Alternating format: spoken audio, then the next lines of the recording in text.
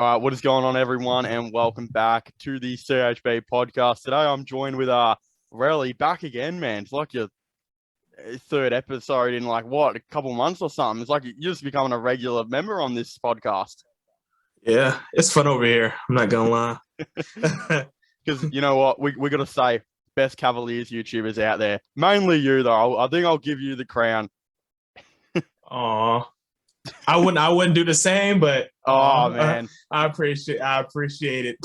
But we're doing a little bit of a different podcast today, though, because we're actually looking at the NBA draft. And you see, people don't know, I gave you some homework to study the draft and give me your whole entire thoughts and opinions on it. So I thought, you know what? Let's compare them. Let's compare my draft to your draft. And I want to know, who do you have going on pick one? Because I know that's a very, very controversial thing that's going on right now. That was crazy. Magic.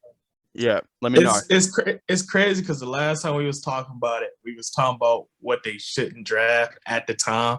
But after doing research, I've been watching a lot of footage these past couple weeks. I do think the projections of the Magic's drafting Jabari Smith is right. I think the Magic. Oh no! I think the Magic should do that. I really do. I really do. You know, at first I was, Chet was locked. But the more and more I start watching footage, I'm like, you know what? I can understand why Jabari Smith might be their best option. Dude, OKC fans are sitting at home right now and they're like, thank you, because they want Chet. They want Chet so bad. And in my opinion, I think it's a mistake if the Magic take Smith, because I think what I've said multiple times is, even though Smith is the better player right now, I think long-term, Holmgren will take over, as I think you'd think the best player in the draft, but who knows? I see so many people saying Jabari Smith now. It's like, dude, he's a 6'10" power forward. He really does fit what they need. My concern as well is, where does Jonathan Isaac sit in all of this if they get Jabari Smith? Does he just get traded instantly, or? Honestly, that's what made me actually lean towards Jabari Smith Jr. Because hypothetically, let's go off the assumption they are going to trade him, right? Because of him not being there for like 2 years, I think Jabari Smith will be the greatest replacement for Jonathan Isaac, right? Yeah. He would be the greatest reset, the most logical one. But at the same time, let's assume Jonathan Isaac is not traded. He gets healthier. I think Jabari Smith works the best with Jonathan Isaac.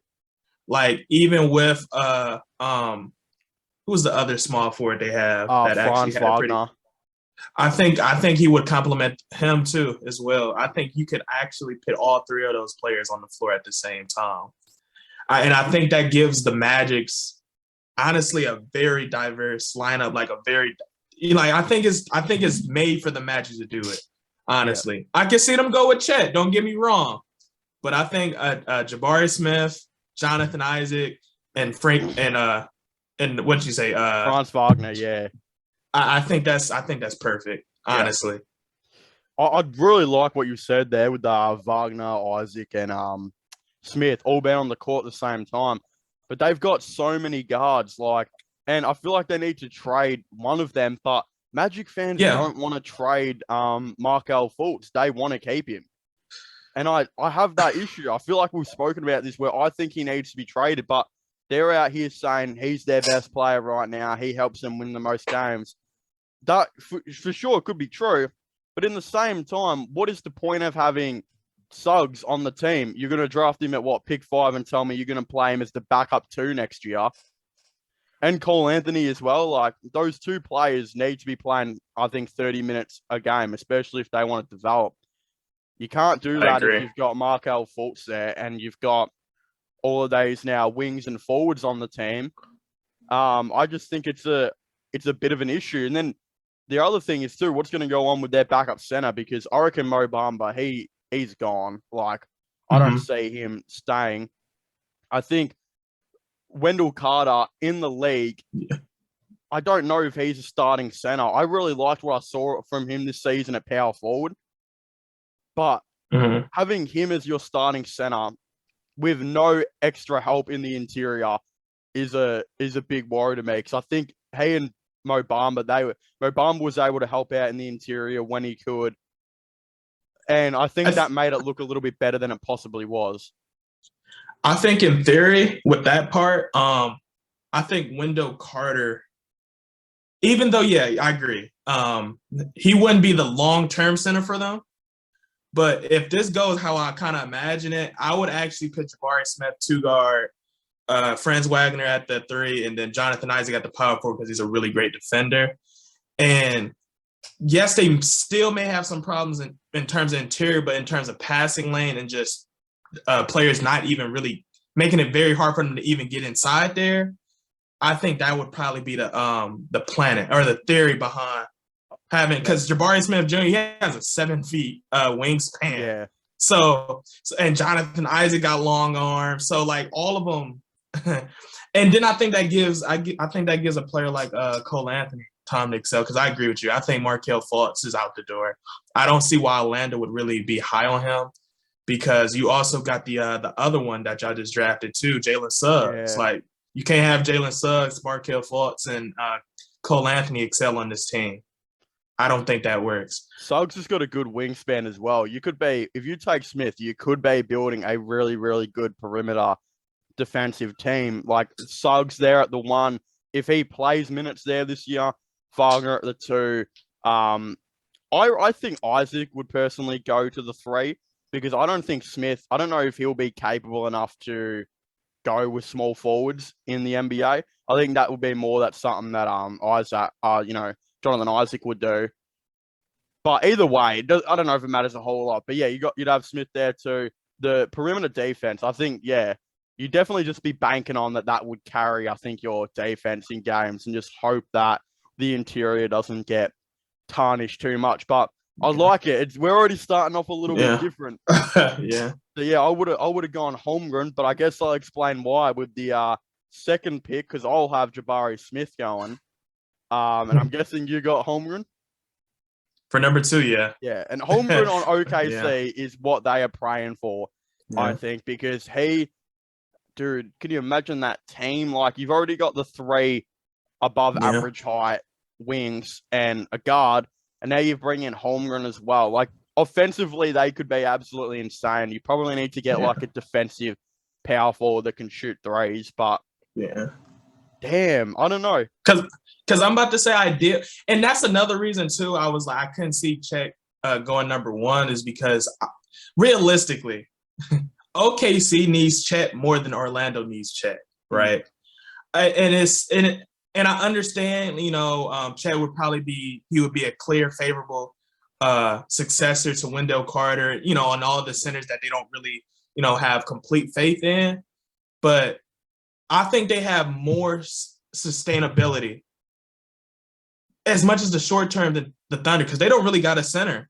Like, the closest thing they kind of had to that was Moses Brown last season, and the moment they got to trade him, they got him up out of there. Yeah, because a lot of people thought they was going to try to develop him. They was like, no, we're not doing that. So I think Chet, honestly, I think Chet complements Shea. I think he complements Josh Giddey. I think he complements that unorthodox dynamic of OKC, where they just have a lot of unicorns on that floor. You know what would make that OKC team even more crazy? Trading up and getting Jalen Duren. I've always said they should do this. I don't know if you've seen much of him, but he's compared to a young Dwight Howard. And can you imagine that tall team? Holmgren at the 4, Duren at the 5. Like, Holmgren can shoot. People don't know that about like him, that he's a really, really good shooter. 3-point range, he's pretty good, but his mid-range dude I think will slot into the NBA quite nicely. And if Lou Dort continues to do what he does from 3, Giddey gets a bit better, and they add some shooters off that bench, I can't see why that team wouldn't be like dominant eventually. You know what I mean? Like, it just be every position they'd have would be like above average height, you'd think, except maybe small forward. Yeah, so I do like that, but I would, again, on my thing, because I've got Smith going at 2, why, again, I think Smith goes at the two spot is I just think that Holmgren is too good to pass up on. Like, I think what he could be in the NBA is, I think, far greater than what Jabari Smith could be in the NBA. And I just think Orlando, I have a feeling they will take best available, which is Smith, because he's the best right now. But I think they should be looking longer term, and that's why I don't know. Orlando, to me, they're probably not smart enough to do it, but I want them to be, for my sake. And yeah, Smith on OKC would be great anyway, because first of all, he fits into that power forward spot. You can try and get Duren later on, and that would just kind of be very similar to what I said earlier. Like, I feel like Smith, I feel like he's a better 3-point shooter than I think what Holmgren might be at this time as well. The athleticism, just having that wingspan as well is, I think, something that Sam Presti is looking at. So either way, what I'm trying to say is OKC can't lose. They're getting someone great. That fits their team really, really well. So they got lucky. Very, very lucky. We've had some hard moments as Cavs fans where we've just taken best available, like Oscar Corey and Darius Garland. There was no guarantees either of them were going to work. Yeah, we just went out with a prayer. Yep. Lesson and a prayer. With the third pick, though, the Houston Rockets, who do you have going? Now I'm going to botch his name, right? Okay. I'm going to botch his name. I'll but correct this is you on it, because I've heard the name. This is the player from Duke. Mm-hmm. I'm going to say Paolo Banchero. I've heard it's Bankuro, is what I've heard. From the comments, yeah. They've been giving me some mean comments saying, you can't pronounce I can just the imagine. CH. Yeah, I'm like, what the hell am I supposed to know? Yeah, I can just imagine. Yeah. If I was you, though, I'd keep saying Banchuro just to piss them off, to be honest, because why is his name spelled with a CH instead of a K? Yeah. You know what I mean? Yeah. But I love that pick. That's who I've got going at 3. Yeah. I don't understand why people are taking Ivy at 3. Yeah, man. Oh my God. I've been saying that. And when I seen that, because at first I'm like, because I promise you, before I made my list and before I really broke down, I looked at what people projected who should go. And yeah, like they said, Jaden Ivey. But for Houston, it does not make sense for you to get another guard after you have Jalen Green, you got Kevin Porter Jr., you still haven't been able to trade John Wall, you have you got Josh Christopher. You have 1,001 guards potentially that's doing the exact same thing, right? And if you get Jaden Ivey, you basically tell Kevin Porter Jr., we're getting you up out of here.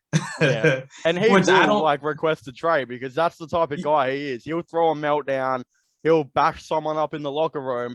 He'll spray paint a penis on the lockers or some shit, and he'll get his way out of there. Yeah. So I think it makes sense to get him there. And especially with the rumors of Christian Wood possibly getting traded. But even if he doesn't, I think he complements Christian Wood as well. Y'all need a little bit more size. I think he gives that, and I think he fits that Houston Rockets rebuild. His interior defense as well is off the charts. I don't understand how a 6'10" player who plays power forward is somehow better at interior defense than nearly anyone in the class. That's impressive to me. So I think that helps out a lot with Houston. If they get his perimeter defense right, he could be a really, really good two-way player in the league.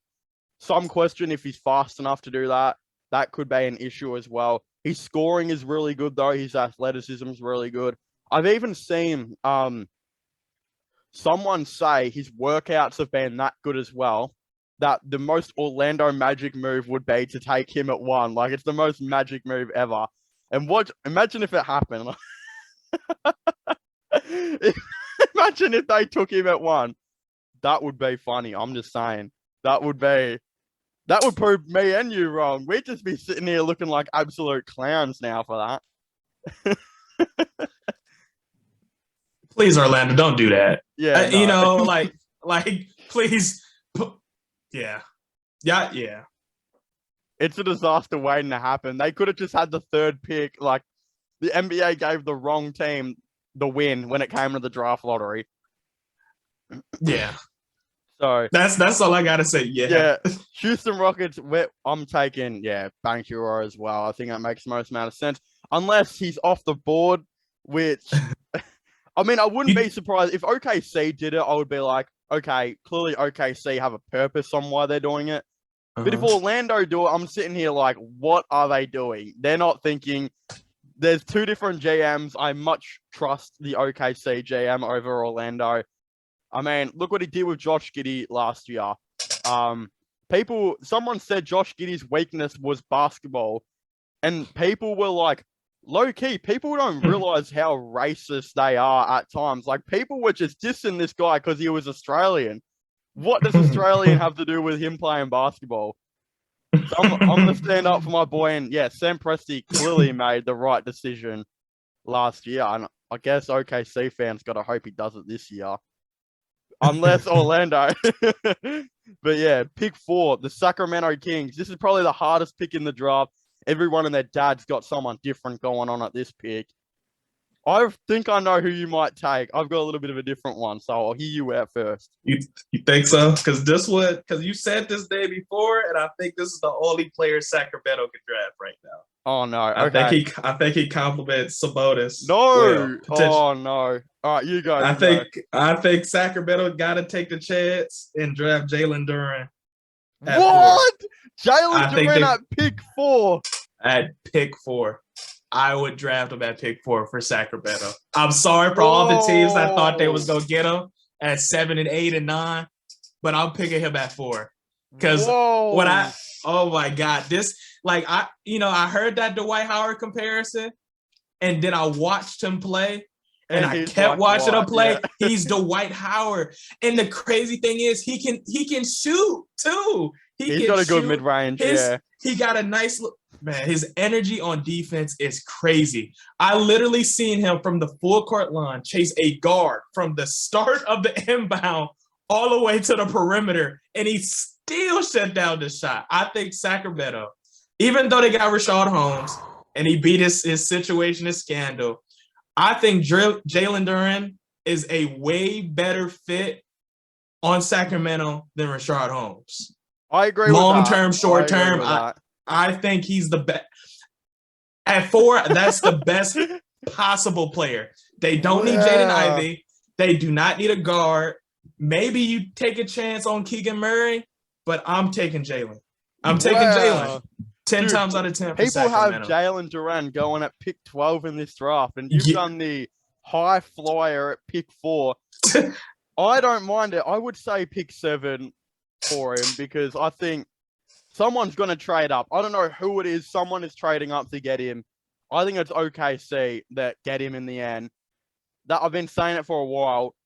But at pick 4, dude, that is high. I'm doing it. Unless Sacramento can find a way where they can trade down. No, because it is rumored that he is supposed to go down there.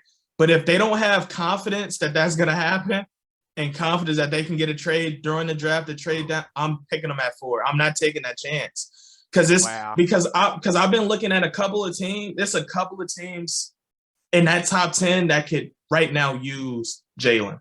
Yeah. The Kings is one. Yeah. The Pacers is one. Detroit is one. The Blazers is definitely 100%. One, especially since Nurkic might leave. And to be honest, if I was San Antonio, I might even take it. I would take a chance on him in Washington, definitely. Yeah. But I'm taking a chance in the Hornets. If he can slip down. Oh, that's what I've been saying. They would be lucky as if he slipped. There's no way in hell. Yeah. But the reason I don't think the Trailblazers will be one is because I feel like the only player they can rely to come back on cheap is Yusuf Nurkic. Like, I feel like Nurkic's value is really low around the league. He's done a lot for them. I know he's injury riddled, but I think they know they've got a guaranteed starting center, so that's where I think they'll look at a forward first. But at pick 4, I thought you were going to go Jaden Ivey. You said, I've mentioned this name earlier. I was like, oh, Jaden Ivey. I didn't think you would go with the high flyer, but I like the boldness. Could you imagine, though, all the people, I can imagine an Instagram post, everyone just saying L, most Sacramento Kings pick, It would be a high flyer. Yeah, I mean, at first it might look bad, but 2, 3, 4 years down the line, people. I'm telling you, people, it's gonna change. The perspective is gonna change. Yeah, I think it would be worse for Sacramento to draft Jaden Ivey. That would be, in my personal opinion, that would be the L if Sacramento get Jaden Ivey, because they'd be getting another guard. Well, the thing is, everyone has Jaden Ivey going at 4. I thought I was the only one who didn't have him going at 4. I actually am not drafting Jaden Ivey at 4. I don't think it makes him any sense, especially if they want to start old mate next year. What's his name? I forgot. Oh, Davion Mitchell. Especially if they want to start him. My pick, which I think I think he'll be the best role player in the draft. And look, you don't necessarily want to take a role player at pick 4, but I really like what I see out of this guy, and that is Keegan Murray. I think Keegan Murray would be a good move. You know what I mean? I like it. The reason I say Keegan Murray is because I don't think they have an established forward at the moment, because Harrison Barnes might be getting moved. I couldn't tell you who their power forward is. And what Keegan Murray does really well is he brings probably one of the best, I would say he's probably the best nearly, I think, perimeter defensive forward in this draft. He has an amazing 3-point shot. He can score really well. I think Sacramento, what they just haven't had is they keep drafting all these guards. Why not draft a forward that maybe does have star potential down the line, but right now he's a piece that actually comes in and helps you get to the playoffs, which you haven't been in 1,400 years. Go get Keegan Murray. He'll average you maybe 11 points per game in his first year, maybe 39% from 3, you're hoping, and good perimeter defense. And that's what, I'm taking that. And then you get to start Mitchell now at that 1. You got Fox now at the 2. Maybe Barnes stays around, and then you got Sabonis at the 5. And I think that's a good starting 5. You've got the pieces there. But the Duren move's growing on me. But how would Duren and Sabonis go together? I think he would lower some of the pressure Sabonis would have to be defensively for Sacramento, because I do think next season they're going to rely heavily on Sabonis offensively, because they don't have a lot of consistent offensive players. And with them trading Buddy Hield as well as Tyrese Halliburton to get Sabonis, they're gonna need that. And because Holmes, even though he beat his situation, great shout out to him. But I do think they needed a little bit more consistent than him defensively. Yeah. And I think Rashard Holmes would be a great bench piece for them, a good role player, something to come off the bench and give him some energy. I think that'd be perfect. I think me personally, I think Jalen is good enough to actually start right away, get some development because of the pieces you have. And I just think Rashard Holmes, of course, you're going to give Rashard Holmes the most of the minutes, but I think start him and then let Rashard Holmes come up off of him with more minutes. I think that would work perfectly. All right. Hold on a second. Oh, bloody hell, I needed to sneeze. That was coming in for a long time. I tried to pause I tried to pause the Zoom and it didn't even work, so I might just keep this in, I think. I don't even know. But who do you think the Detroit Pistons should take at pick 5? This is a tough one. This is when I bring up Jaden Ivey. Okay. All right. I think this is when Jaden Ivey finally has the stock that he's had. Detroit is going to get the best available player. That's Jaden Ivey at this point on my list. Okay. Also, I think it makes sense for them as well because I think they will look for somebody that could potentially be a little bit more consistent to Killian Hayes. I know Killian Hayes had a better second half of the season. He showed that he can be a decent player, but I do not think Detroit is sold on him. Yeah. And because of that, I think Jaden Ivey would be a good piece for him. 6'4", 200 pounds. Yep. They comparing him to John Morant, D Wade. I think he would work well with Cade, how Cade plays the game. I think he works with that Detroit system. And I just think that's the only logical decision for them. Honestly. I think it is too. Until I realized, hold on a second, there's another player out there that was at one point ranked as the number one player in the draft, has fallen down a little bit. Positional wise, I think fits the Pistons maybe a little better, and that's Shaedon Sharpe.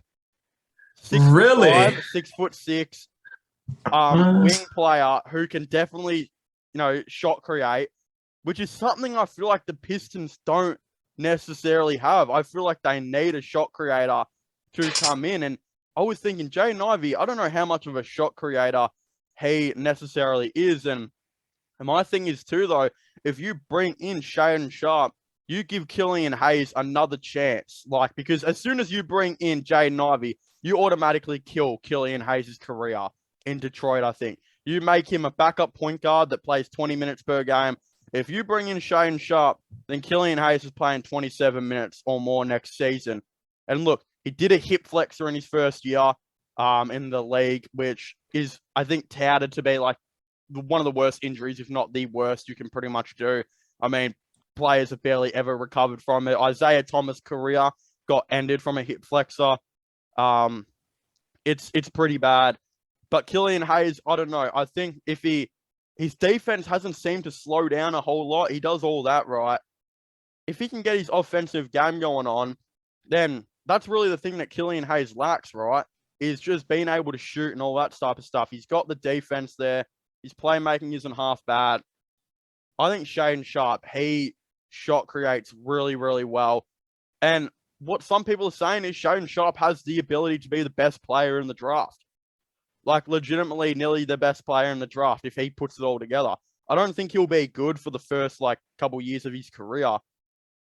But if you can get a dude that can eventually average over 20 points per game and do all that type of stuff, then I think that's a big win for Detroit. The issue I have, though, is Detroit have been known in the past to like defensive players more than offensive players. So that's where I think they might take Ivy, over him. But I don't know.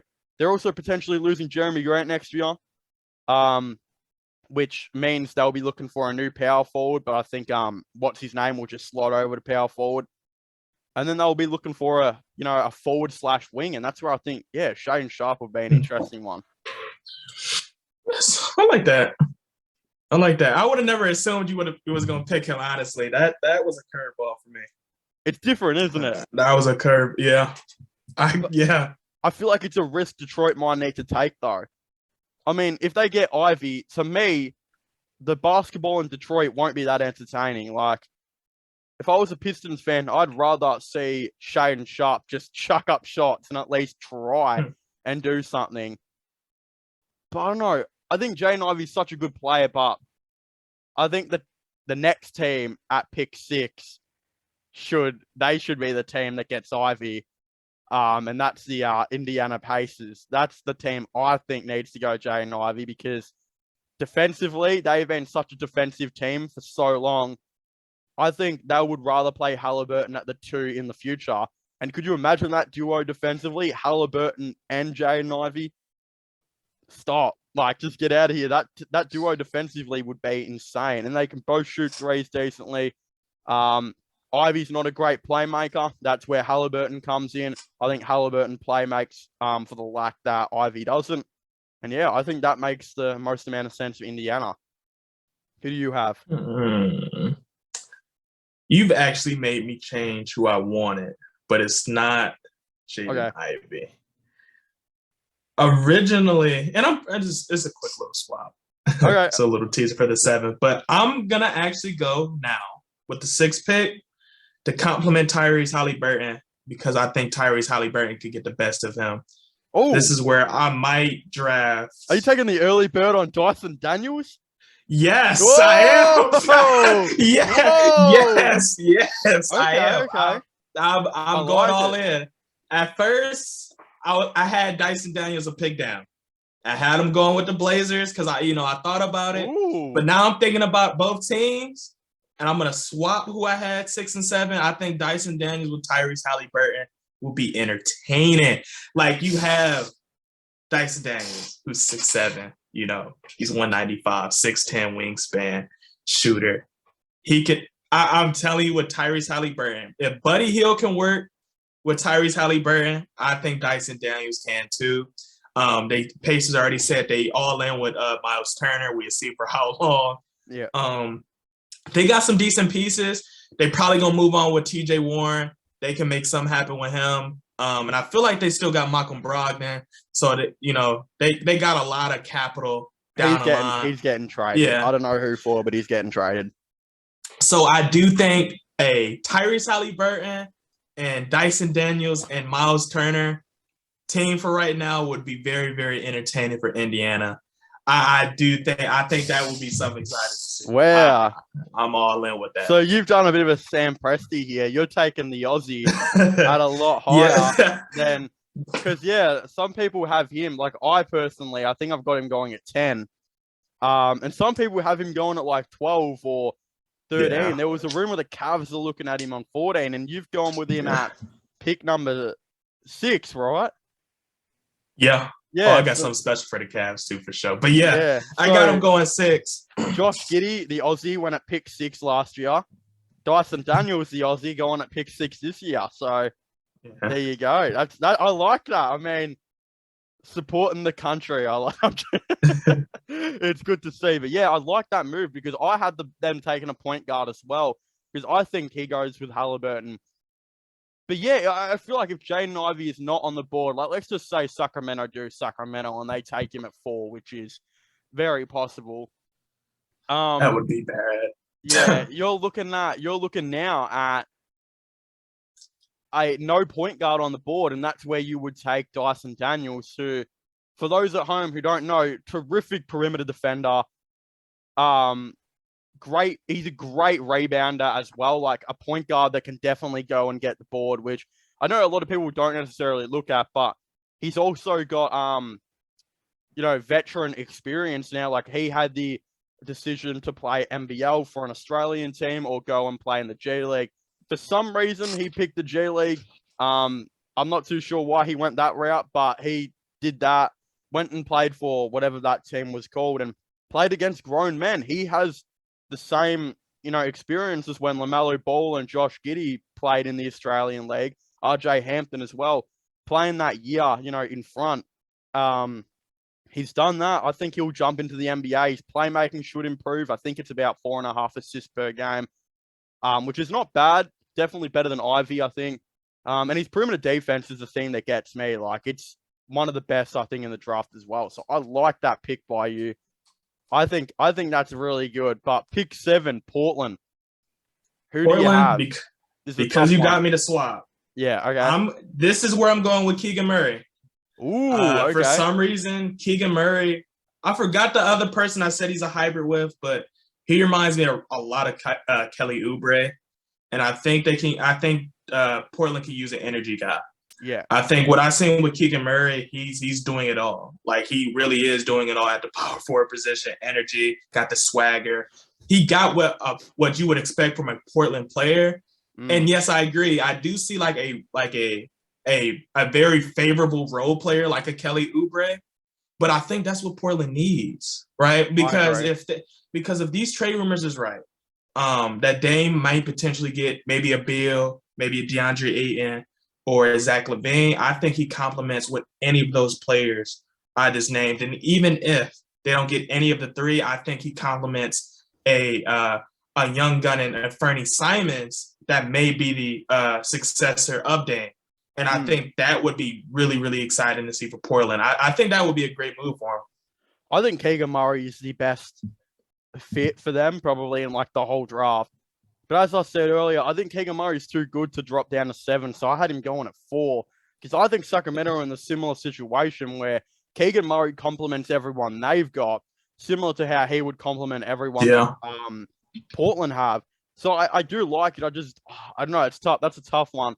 But to me, because, you've gone the power forward because it complements what they are kind of looking for. From what I've heard as well is I think they're going to be bringing in Jeremy Grant to be their power forward. I've heard that rumor. I think they'll be potentially bringing back Nurkic as well. Ayton's the interesting one. But as well as I think they will be finding a small forward, maybe like a TJ Warren, someone like that, So I was thinking one thing they will probably really need is some scoring off the bench. And that's why I've got them taking AJ Griffin at pick 7, 6'6" shot creator who will come in, regarded to be, other than Shane Sharp, probably the best shot creator nearly in the class. I think he's a bit more consistent than Shane Sharp at the moment. But I think a lot of people will argue about that one.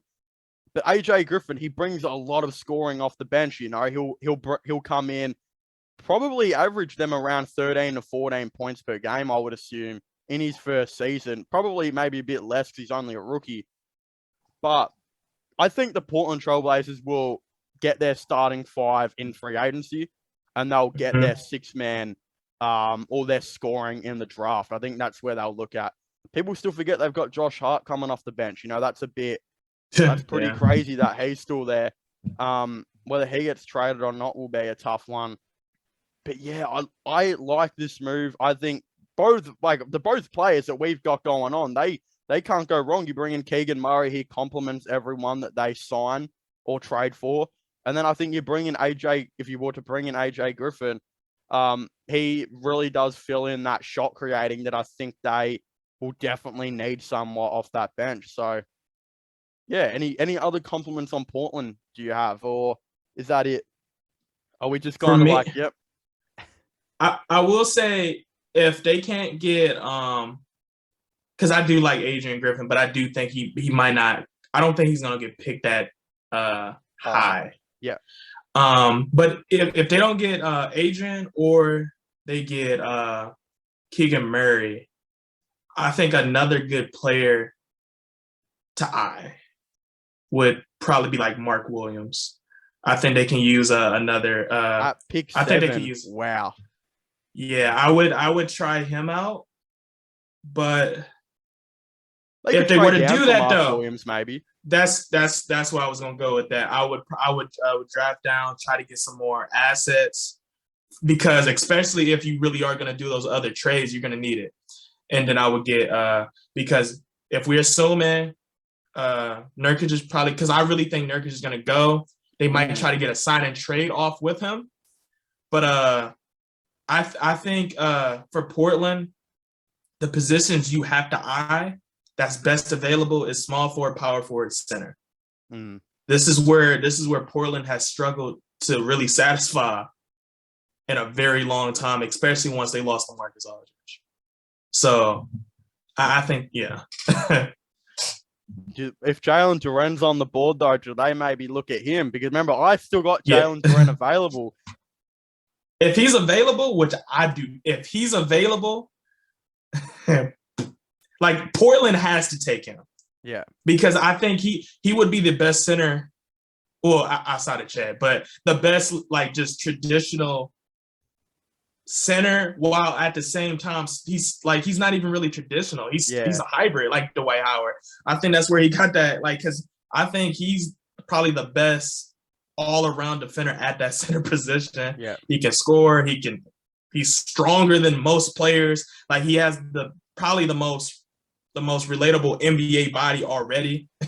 So if he falls, I think Portland, I see Nurkic coming back, though. That's why I took AJ Griffin. Really? Yeah, I just think Nurkic, I think he'll come back. I don't see the offers being that, like, big for him. You know what I mean? Yeah, so as I was saying, though, I think Nurkic will, he should come back, because, as I said, I don't think he'll have many offers. I don't see a whole lot of teams being interested in Nurkic, considering how many injuries that guy has had. And from what I've heard, he likes it in Portland. So I think I don't know if they'll necessarily need a center, you know what I mean? Unless because like free agency, you can always look at like a JaVale McGee, which would be so awesome for their team. But yeah, I don't know if they need a center that like desperately, you know? So I wouldn't take Duren. Yeah, I would take AJ Griffin, who could he start with Damian Lillard and Simons? Maybe one day, but for right now, I think he could be a very, very good player to bring off their bench. Yeah, I get that's where I little disagree, because that's where you got Nasir Little, even though I know they pit him a little bit at the power forward sometimes, but I just do not think Portland really need Nurk.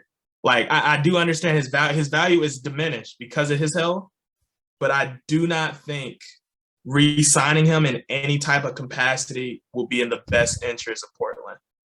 I just don't see it. But I can say that, yeah. I understand where you're coming from. I just for Portland has if they want to make this clean, I think moving on with Nurkic would be the first. Yeah, first fair one. enough. All right, pick number 8. Everyone, their dad's got someone different going at this pick. New Orleans. This is a really tough one. The way I see New Orleans going is they don't want a point guard. That's the way I see them going because I think they want to start CJ at point guard. He did so well there. They're stuck with what's his name now. Their contract. I forgot his name. I think you know who I'm talking. Devontae Graham, right? Yeah, He's got guard, like from 3 years, 11 mil. I don't know if how many teams will want him. You're gonna have to bring him off the bench now. And then Zion, he obviously comes back, and I think they'll play him a lot as like the point forward. So I don't think they'll necessarily need a point guard, which makes me think that they'll probably need like a wing type of guy. And I got a lot of flack in the comments for not taking this guy higher. And I know there are people out there who've got this guy going at pick 7 and pick 6 even. And that's actually Johnny Davis. Now, I'm not too high on Johnny Davis, but at the same time, he has proven to be probably one of the most NBA ready out of a lot of players going in. His shot creation has been very good. His defense is pretty good for a guy that's 6'5", and he's shown the ability to be able to switch from 1 through 3. I think the Pelicans, who are a team that wants to compete right now, are probably thinking they need to take a guy that's probably ready, that's probably there. And I think Johnny Davis is maybe the guy that they look at. But as I said, I'm not too high on him. I don't rate him a whole lot. But I feel like it's something the Pelicans would do. That's respectable. I actually agree. I do think if they do draft this pick, a wing, they have to draft a wing. That's the only position they somewhat need right now. I'm going Shaedon Sharp for Mons.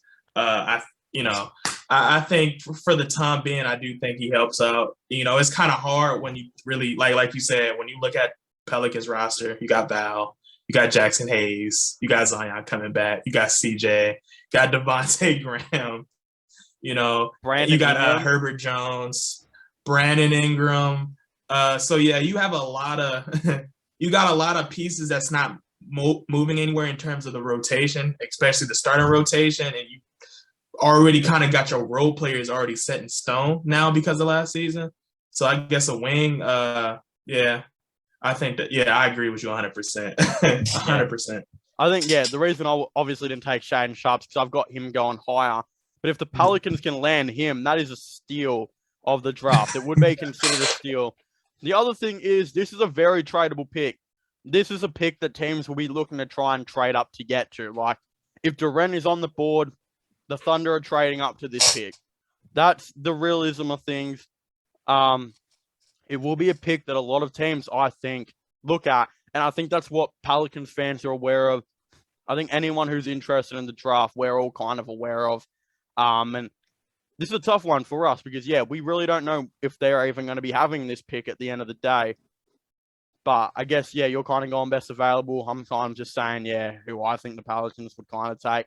So it's a bit of a weird one. But pick 9, the Spurs. I want to hear you go first on the Spurs because I've got a player going at this pick who has already been taken on your board. So, oh yeah, because Mons, this player has not been taken, and it was kind of hard for me because it was like I automatically eliminated guards from the conversation, and I'm just thinking who would be the closest San Antonio type player since Pop is still as a coach, and it took me watching a lot of his just games to really just be all right, he might be the guy. With this pick, I'm going with Jeremy Sochan for the San Antonio Spurs. Who was it? Sorry, Jeremy Sochan. Jeremy Sochan. Where's he projected to go? Because that's like not even a name that I've really heard or much Sokin, of. Jeremy Sokin or so. Yeah. Wow. Actually he's from Baylor. He's from Baylor, 6'9" power forward, 230. Wow. He must be a first player because I don't even have him in my lottery at the moment. So yeah. I think this pick actually may be consistent with a lot of the draft lotteries I have actually seen. They do have Jeremy going here to San Antonio. I can see why I think he is a San Antonio type of player. Yeah, and I think he actually might fall to that pick. I don't think he's moving anything higher or anything lower, unless trading happens. But yeah, I think Jeremy might actually be who they go for. Wow. Yeah. No, that's not even a name that I've really heard of or researched. Like, I feel like doing the NBA drafts, because mine is obviously like a couple of weeks old. When I, scouted and did all that type of stuff, that wasn't a name that really was around, I don't think. So he might have flown up a little bit. The dude that I've got going, who I don't know if he'll go at this pick, because I feel like someone's going to trade up to like pick 8 or 7 and get him. And that is, of course, the man, the myth, Jalen Duren. I think would be so perfect for the San Antonio Spurs. They've got Jakob Poeltl there at center. They've got Jock Landale, who can play a bit of power forward as well. He's a really nice minimum type player that I think some teams might look to trade for. And then I think, you'll have, I think, Duren coming in, and they finally get like their established young starting center. I think Poeltl might start for a little bit more, but Duren, I think, would start eventually down the line. Like, again, 6'10", 6'11" center compared to Dwight Howard. He's an absolute beast in the making. And is he a Spurs pick? Maybe not. This could be finally the year where they take a player that's not like a really random out of the blue type guy. And I think he would be such a good pick for them to take. But yours is interesting to me because I don't know really anything about him, so I might have to do some research on that player. Yeah, he's a cool player.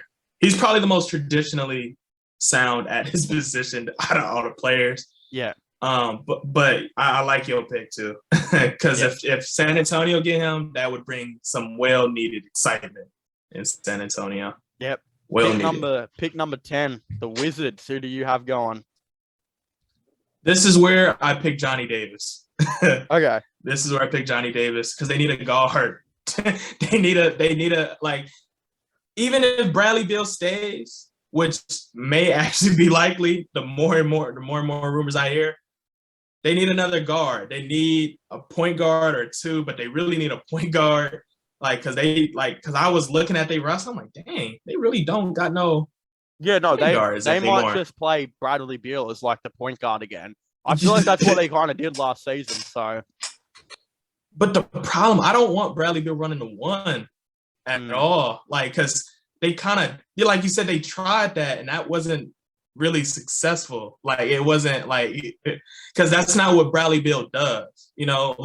He's not I know we've made James Harden do this, and it kind of changed the game because he was like, all right, maybe we can make some more score first guards into like a little, kick out passer, maybe get 6-7 assist type of player. But I really don't think Bradley Beal fits the mold to really do that. I think Bradley Beal needs a player that could potentially get him like a John Wall. Really, really. This is because if you want to be real, Bradley Beal had his best success with an actual playmaking John. So I. Then there was Westbrook. We gotta remember that too. Like that was a bit of a. Unlucky. Yeah. Westbrook is a recipe for disaster at this point. Lakers want to keep him though. That's apparently what's going on is Lakers want to keep Russell Westbrook. They don't want to keep him. They just can't find nobody to take that $30 million plus contract. Yeah, is imposters. That is fair. Pick 10 though, I have Dyson Daniels going. I think Dyson Daniels he would fit the Washington Wizards so much. I don't have him going the early bird like you do. I don't think a team will do that much because I don't think his offensive game has that much upside. But when it comes to the Wizards, he would bring in the thing that they probably need the most, perimeter defense. They desperately need that. Not only does he bring in perimeter defense, but he also is a very, very tall point guard. And again, they need a point guard. They might need some height in there. His offensive game isn't necessarily there at the moment. His playmaking is a little bit all over the place. But I mean, if he comes in and averages the 4.5, 5 assists in his first season, doesn't worry about scoring. Like if he averages 8 points per game, right?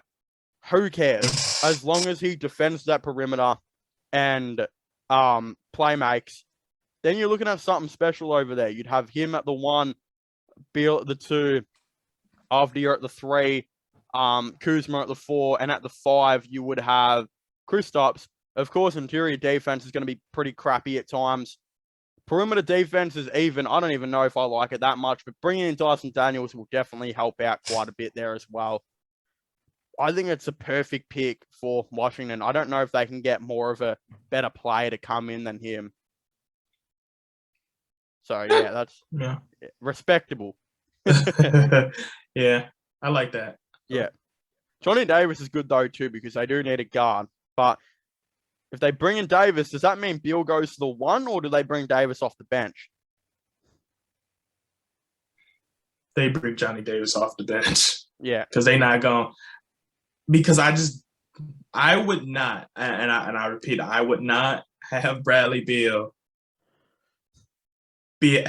have the mindset to have a playmaking role. I do not think that works. Yeah. I do not. I think they actually get worse as a team. Honestly, with that play style. By the way, I feel like I know who you're going to have the Cavs picking now, because I was just remembering a little chat that we had the other day, and you seemed to get awfully excited about a certain player. So I don't know if I'll be proven wrong about this one, but yeah, with pick 11 though, on this mock draft that I'm reading right now, they've got Jalen Duren going at pick 11 to the Knicks. That's interesting. I feel like that's a little low. I feel like he should be way higher than pick 11. But yeah, I don't know. I don't know about that one. Pick 11, though, to the New York Knicks. I've got Benedict Mathurin, who on this one is projected at 9. This one was hard for me, too. Yeah. Mathurin, though. Do you have him going at pick 11 as well? Yeah. Okay, so what I saw going on with Benedict Mathurin was he was a really good defender that could guard 1 through 3, also has a really good 3-point ball. I feel like if the Knicks are certain on Tom Thibodeau, which for some reason it looks like they are, he wants defenders and defenders only. Mathurin is a dude that can guard 1 through 3. Could maybe even play small ball 4 in the league as well. Don't think they'll try that. But again, he's got the defensive game there. They also need 3-point shooting. Their catch and shoot 3-point shooting is very lacking in the NBA. And I think he kind of fills in 2 of their biggest needs, other than maybe finding a solidified center and figuring out what the hell they're going to do at power forward next year. So that's why I've got him going. Why do you have Benedict going at pick 11? The exact same reason. Because honestly, I've seen some mock drafts that was, like you said, they was trying to get centers.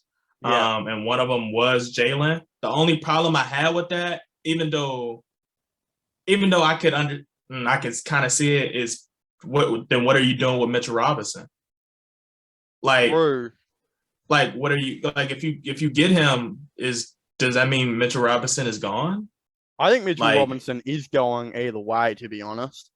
Really? I have a feeling it's time for both parties to move on. That's understandable. Yeah. Where the Knicks go at center will be the remaining question.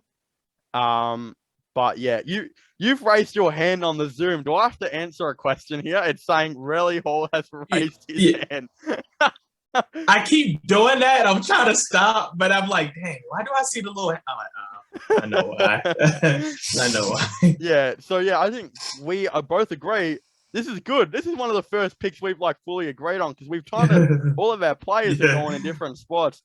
But and it's weird. It's come at pick 11 too. Like this is a pick we should maybe not be taking the same player up. But yeah, Benedict Mathurin at pick 11 is good to me. Now pick 12, OKC.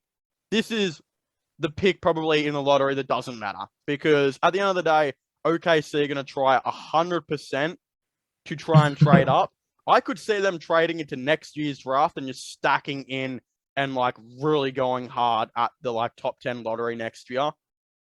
This is a tough one because I don't necessarily know if OKC, I don't know if they've got a player that they want at pick 12 because I think they want to trade up. But if they were to stay at pick 12, I've got another NBL player going on here. I think it's the first NBL player in this draft, though. I think we got the same player again. Yeah, Ousmane Dieng to OKC. Yeah. I think Sam Presti has a bit of a history now with taking Australian league players, the NBL players. Even though Ousmane played for New Zealand, that is in the same league as the NBL, in the same, thing right there. He took Josh Giddey from the Adelaide 36ers last year. I think he'll go and look at the New Zealand Breakers now, and he'll take Ousmane Dieng, who I don't actually think is Australian or from New Zealand. I think he's French, actually. I think he just got picked up in the Australian League. He averages pretty good points per game. He's played against veterans and older players now. He's a 6'10" guy that can play small forward, which is, you don't see, I think, a whole lot in the NBA anymore. And his defense seems to be a little bit all over the place, but I think it will come in handy soon. I think it's, OKC, he just probably is an experienced forward that comes into the team. I don't know. It's a tough pick, but I feel like it's who they take. Yeah. I agree with you 100%. The only thing I didn't like about him is the fact that they compared him to Kyle Anderson, which I did say that, yeah. But I do like his like his size. Like he's a 6'9", 7-foot wingspan, small forward. I can really see OKC doing it. That's why I think Chet would make sense, would be 100%. I can see why they would be 100% in with Chet because, why get Jabari Smith if I know I can get a small forward later down in this draft at a decent height, which is more than ever in this draft in particular. Yeah. So I cannot. Yeah. Someone made the argument though that Ousmane did not help the New Zealand Breakers win any games, and they finished last though. And where I give a big middle finger to that statement is LaMelo Ball played for the Illawarra Hawks, and they, I think, won like 2 or 3 games out of the 10 he played there. And they finished, I think they finished second last, and he ended up going top 3, and look what he did in the NBA. Then you've got RJ Hampton, who in the same year played for the New Zealand Breakers, the same team Ousmane's playing for, and I think they finished last. So, I don't know. I don't think an NBL record should display what a player's talent is. So I don't like that call at all by people. I think that shouldn't destroy Ousmane Dieng's draft goals. OKC, they've looked at the NBL for a lot of players now. I think this will be their next in line. So I like this pick. With pick 13, though, the Charlotte Hornets. Can we go 3 for 3, Relly? Can we go 3 for 3? Should you want me to start off first, or? Unfortunately, I don't think we're going to go 3 for 3, but start off. All right. I don't think we are. With the 13th overall pick, I have the Charlotte Hornets selecting Mark Williams. Yeah. Because the reason I've got them taking Mark Williams is because I think, even though he's probably projected to go at pick 16 or 17 at this point, I think they desperately need a center. I don't know what they're doing with Plumlee. Plumlee has value around the league, which I think is a little bit, it's like that, but teams would offer a couple seconds and something for him, right? He's a very good backup center. He's not a starting caliber center. I think the Charlotte Hornets are going to want to trade him in a first round pick to bring in a starting center. Well, they'll probably go for a Miles Turner if they can try and make that happen. then they'll be looking for a backup, in my opinion. And I think Mark Williams is a very big project player, but he's a 6'10" dude that is exceptionally great at getting rebounds. He can defend the interior pretty well.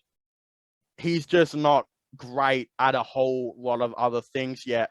But in my opinion, he's a project player that I think the Hornets might reach on, and I think it fills out their probably biggest need at the moment. But obviously, my opinion is a bit different than yours at the moment.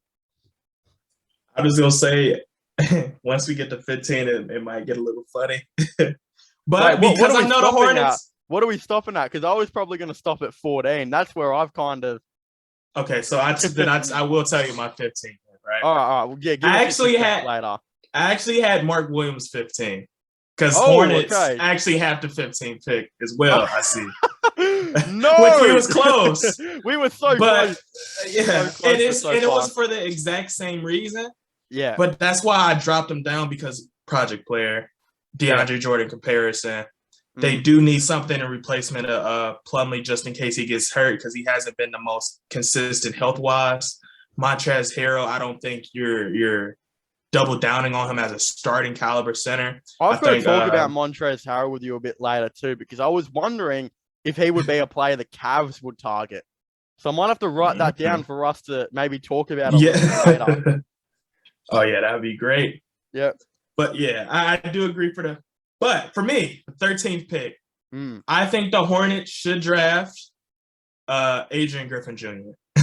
Oh, he's still on your board. Wow. Yeah, I've drafted him, and I've drafted him because, ironically, for the exact same reason why I would get Mark Williams at 15 for Plumlee, I'm getting Adrian Griffin Jr. for replacement of Gordon Hayward just in case.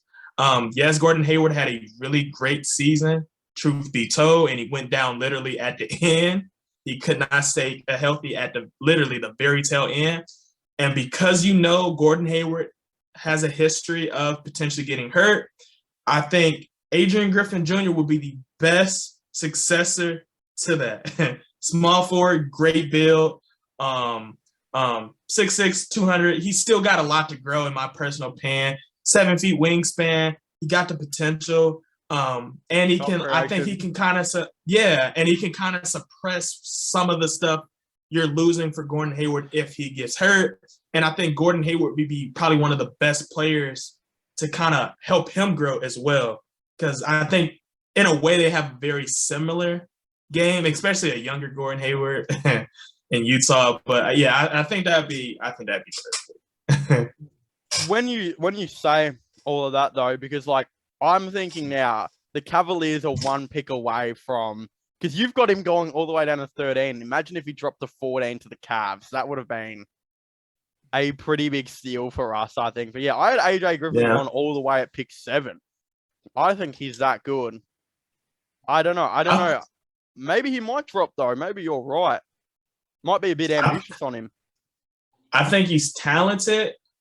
I just don't know how high other teams see him because it don't seem the same. Like from what I've said, it don't seem the same. Maybe we've seen shockers. We've also like you said with Sam Presti, we've seen how hungry he is to move up. So maybe he moves up and he snags them because he likes gems. Shoot, Denver might do it. They've been a fan of gem type players. So it's possible. But if let's assume nothing happens, I think this is probably, Denver are looking at trading a bunch of players too. There's rumors they're looking to trade Aaron Gordon. So they might be looking to trade. Yeah. They were saying the Cavs were linked to him at one stage, and I thought that was a terrible move for us. So he was listed as one of the players we would be interested in this offseason by, I think it was Chris Fedor. And he's like the highest of the high. So I don't know. There is talks that they're moving on from Gordon though. So they might look to try and trade up. I don't even know what pick the Nuggets even have. Pick 21. So yeah, I guess that's, pretty decent. But it's interesting. Yeah, I got Mark Williams going to the Hornets, and so do you. You've just got him at a different pick. Yeah. So that's very interesting. So with the last pick, this won't be the last pick we'll talk about because I want to, actually we kind of got your pick 15 thoughts and opinions. But I want to hear who you've got going to the Cavs at like the other picks because you've been talking to me like you've been researching those other picks going on right now. I haven't, Yeah. so I want to hear your thoughts. But at pick 14 of the Cleveland Cavaliers, the team myself and Relly both go for, I've got Ochai Agbaji going at pick 14. He's a 22-year-old small forward / shooting guard, 6'5", maybe a little short, but a dude that can guard 1 through 3, really good perimeter defender, and a really, really good three-point shooter. I think defensively fits in what JB wants. Offensively, he adds that three-point shooting that I think we'll desperately need, especially considering Dylan Windler is a certified bum and Isaac Okoro can't shoot, and Jetty Osman's probably getting traded. So we need some three-point shooting, and I think Ochai would be absolutely perfect. 22 years of age, ready to come in and help us contend as well. And his scoring had gotten better as well. So I think he'd be the perfect player for us to take. But I feel like you've got someone different because you've been talking in the chat about a certain player. So let me see if I'm correct here. Who do you got going? I'm going with the player who they project as the second or third best small forward in this draft. I'm going with the 6'8", 217-pound small forward from LSU, Tari Eason. Yeah, that's who I thought you were going to go with. I'm going, and it's crazy because I was going to go with Chi. I was kind of all in with him. But then I was like, man, do we really need another 6'5" player? And, and I can understand, and realistically, honestly, I think, and realistically in the draft, I think Cleveland might actually go your route and they would draft him. But I personally think Tari Eason might be the player we should actually go after, mainly because of what he brings, like his body size.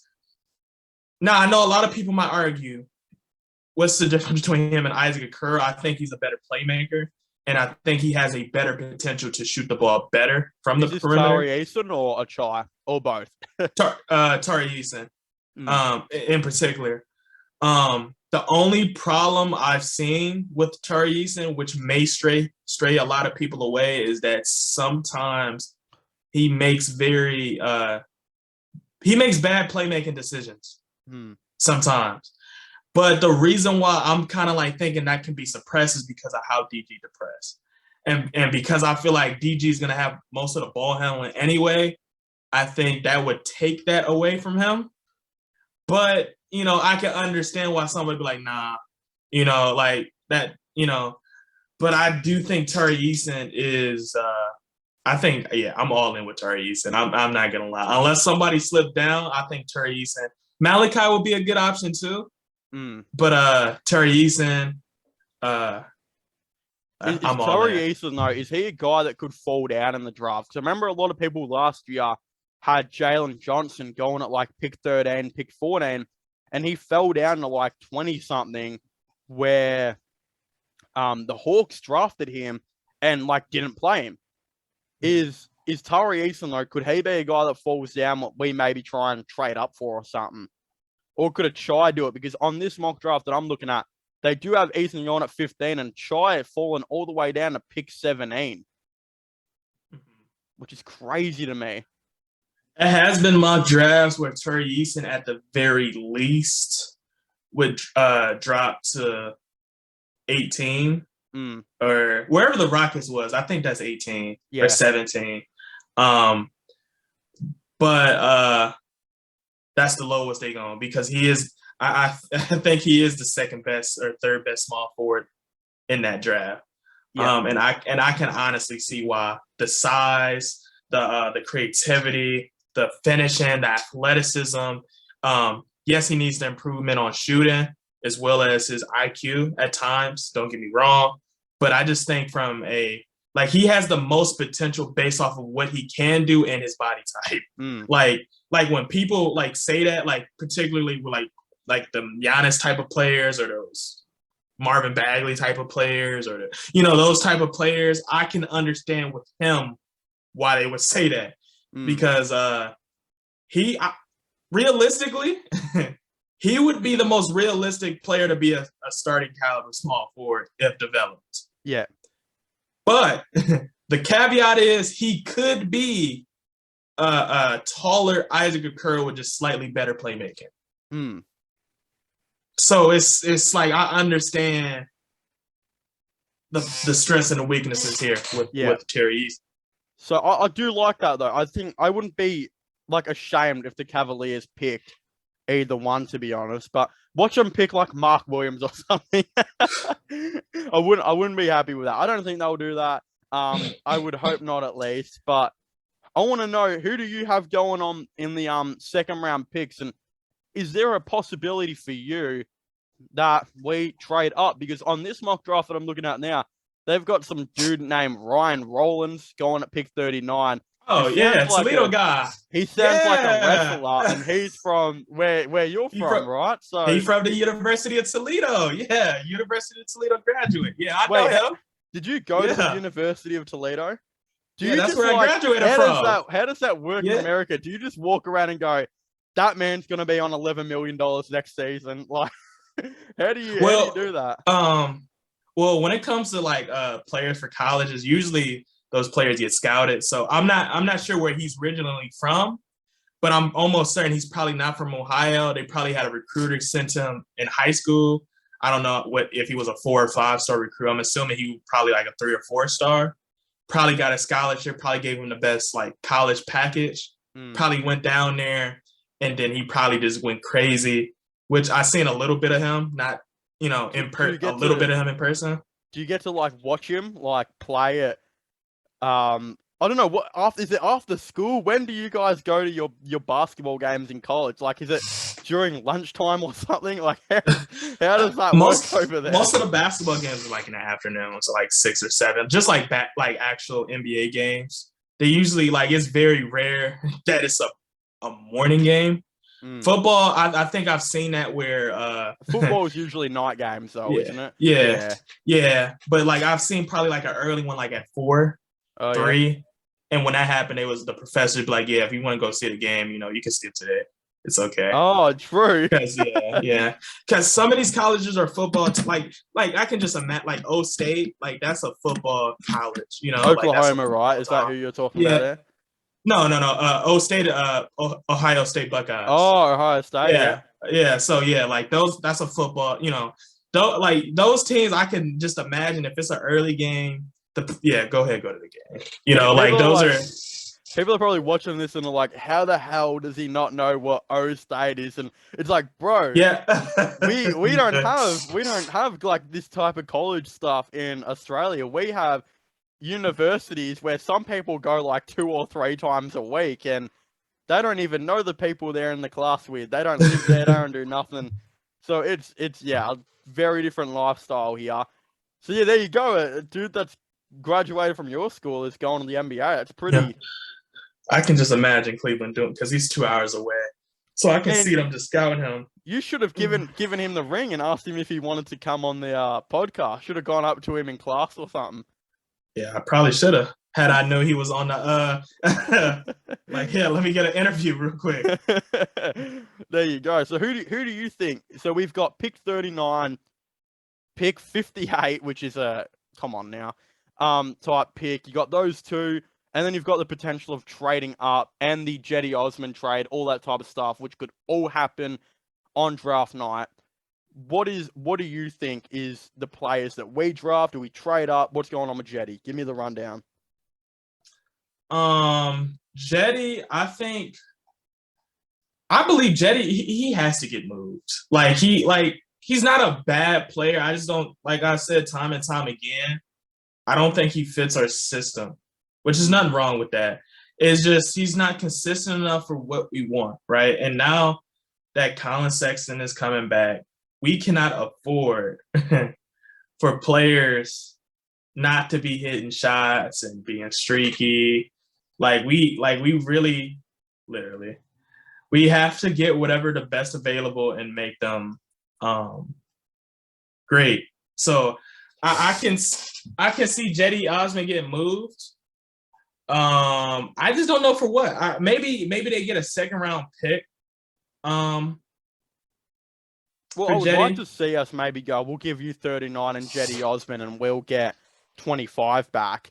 That's like a realistic move that I would like to see, that I think a team would 100% go for. Because Jetty's not a bad player. He's just an inconsistent player. And he could add a lot of value to a team that needs three-point shooting. We just need three-point shooters that I think can defend the interior, or perimeter rather, a lot better than what Jetty can. But for that scenario, that means you would probably have to. Well, obviously, you would probably have to hit up the phone with one of those playoff contending teams, and get them to see what they wanted Jetty. Would Miami wanted Jetty Osman? Would the Mavs wanted Jetty Osman? San Antonio, I can kind of see that. Yeah, I With can see in there. Would Milwaukee Bucks wanted Jetty Osman? Would they give up? They picked and wanted Jetty Osman. These would be the teams. Essentially, you would be hitting up. Philadelphia, Memphis. Like, do you think Jetty Osman fits y'all for y'all to give us y'all late first round pick, and we'll give you Jetty in our second round, 38. So, it's possible. I think it might be a little challenging for some of them. I can see it for San Antonio. I can kind of see it for Dallas, and I think both those teams have been linked to him as well. So that'd be interesting. I could see 100% a trade like that going down. All right, so yeah, the Jetty Osman, that trade will be the one that we 100%. I think we'll be most intrigued at to see where he goes. But let's just say no Jetty Osman trade happens. We don't move up. Give me your expertise rundown. If I am the Cavs and I got my 38 pick, you couldn't trade it. You don't want to trade it. You want a decent second round pick. I'm looking at a power forward from Florida State. He's 7 feet tall. 7 feet. Whoa. He's 7 feet tall. His weight is a little questionable though, because he's 174 pounds. But he have a 7'2" wingspan, and he's a shooter. He's a marksman, right? They've been comparing him to Channing Frye. His name is John Butler. John from Florida State. John Butler. I'm trying to find him on the. I can't see him anyway. What the hell? He's a 7 foot power forward, man. They comparing him to Channing Frye. I'm looking at one. They say right now a taller Channing Frye, but I was looking at some clips of him. Marksman, right? Like he marksman. Especially since I said and I really eyed him because I thought about if I'm gonna draft the small forward I drafted, if I'm gonna draft him, I don't know why I can't see Tari Eason, but if I'm gonna draft Tari Eason, let's level this out. Let's get another shooter, especially just in case it get a little tricky with Kevin Love. Let's get him in there. Honestly, I think with John Butler, you can low key play him at the small forward if you're being really, really, really bold. But honestly, I would keep him at that 4 and 5 spot if you want to be like kind of, I guess, a spaced out rotation where you probably have like John Butler, try it out sometime. John Butler at the 5, maybe Lamar Stevens at the 4, Kevin Love at the 4, really. Whoever at your small forward, so let's say Tari Eason, Colin, DG, and the spacing will be crazy because that means the worst shooter on the floor would be Tari Eason. and even if you want to replace Tari Eason with Isaac Curl, that works better with Isaac Curl because everybody else can shoot. So is now Tari Eason like a consistent 3-point shooter? Like he is sort of, isn't he? Like he's decent. I think he's better than Isaac, but he's not. I don't think so. Yeah, I think he's better than Isaac. But the only reason I'm not locked in is because I know college threes and NBA threes are two different. Like it's a little bit further away. And we've seen great shooters in college not be great shooters in the NBA. So were you paid to say this John Butler dude? Because I can't find him anywhere. No. I just found his first thing and it said he averages 6 points per game. Yeah. On 40% from 3. Where the hell did you find a guy that averages 6 points per game I told you I was doing my homework, man. I was out there when he was like, I started looking at players, and it was really it was another name because I honestly didn't know he was in the draft this year's draft. I think it was Sharif O'Neal. I did not know he was in this year's, and I was like, you know what? Since I seen him, I'm a really look deep in this draft pool, and I'm like, you know what? I like him. Sharif O'Neal, he wouldn't get drafted, would he? They got him. If he do get drafted, it's gonna be literally the second to last pick. Everything I've seen. He played as 14 well as games Pippen this Jr. year where he averaged 3 points per game. What John Butler? No, Sharif O'Neal. Yeah, no, he ain't getting. I don't even know what team. I mean, for a dude that's averaging 3 points on that type of stuff, you're not even getting a contract in the NBL. I don't think he'll be anywhere near getting drafted. That guy. Yeah, I think if somebody draft him, it's really because of his name. His name, and as well as the potential they would believe because of his name. But yeah, I don't think he's gonna get drafted. No. I honestly, I don't think he's gonna get drafted. He got a good size on him. He's 6'9", he's 215, 7 feet wingspan. That's perfect. That's an NBA impressive body. Yeah. But his injury history already is so alarming for 30 NBA teams. I don't see it happening. And then, like you said, he didn't play a lot of games. So if he gets drafted, it's literally because his last name is O'Neal. Yeah, for sure. Which we've seen with players like Giannis's brothers. Yeah, where true. That held enough weight where people took the chance on him on the 60th pick and said, why not? But it's up there. Shoot, Scottie Pippen son, Scottie Pippen Jr. is in there. I do see he's projected to go the second to last pick as well. But I don't know how you pronounce his name, but it's T.Y. Washington. Ty Washington? Is it Ty? I'm going to assume it's Ty Washington because I don't know who would name their kid Titty Washington. That just something about that doesn't sound right. So I'm hoping it's not that. But dude, he on 2K a little bit ago, and people can say 2K is not realistic. Bro, 2K, I swear, is where GMs in the NBA get some of their draft knowledge from. On God. That Ty Washington dude was projected at pick 5 or something at one stage on some 2K board that was a real board in real life. And now he's pick 20 something. He could be low key. The Nuggets. Yeah, he could be a steal that someone gets. He's a 6'3", very athletic point guard. I don't know, that's an interesting one. I don't think we'll trade up to get him, but pick 59, I don't think this pick matters a whole lot to us because we'll probably just send this guy to Summer League and never see him again. Maybe he gets picked up in the G League. I'm assuming whoever we get at pick 39 will become a two-way player, maybe. But did you have someone going with this pick 58? This one I was a little indifferent. Yeah. Because I agree with you. It was 3 players I had. One was Kofi Cockburn. He's another center, 7-foot center, 293 pounds from Illinois. So he's a big guy. Yeah. So if he wanted a backup rim protector, he would be the guy. Mm-hmm. I looked up who else?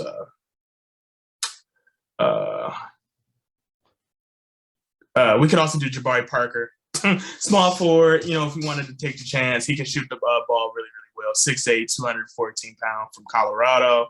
Yep. And then there was one more. Let me scroll down on my notes here. Because you don't think Ryan Rollins could drop down a little bit? I don't think he's gonna go down to the second round. No. I would like him. I think from a Cleveland perspective, because Cleveland that's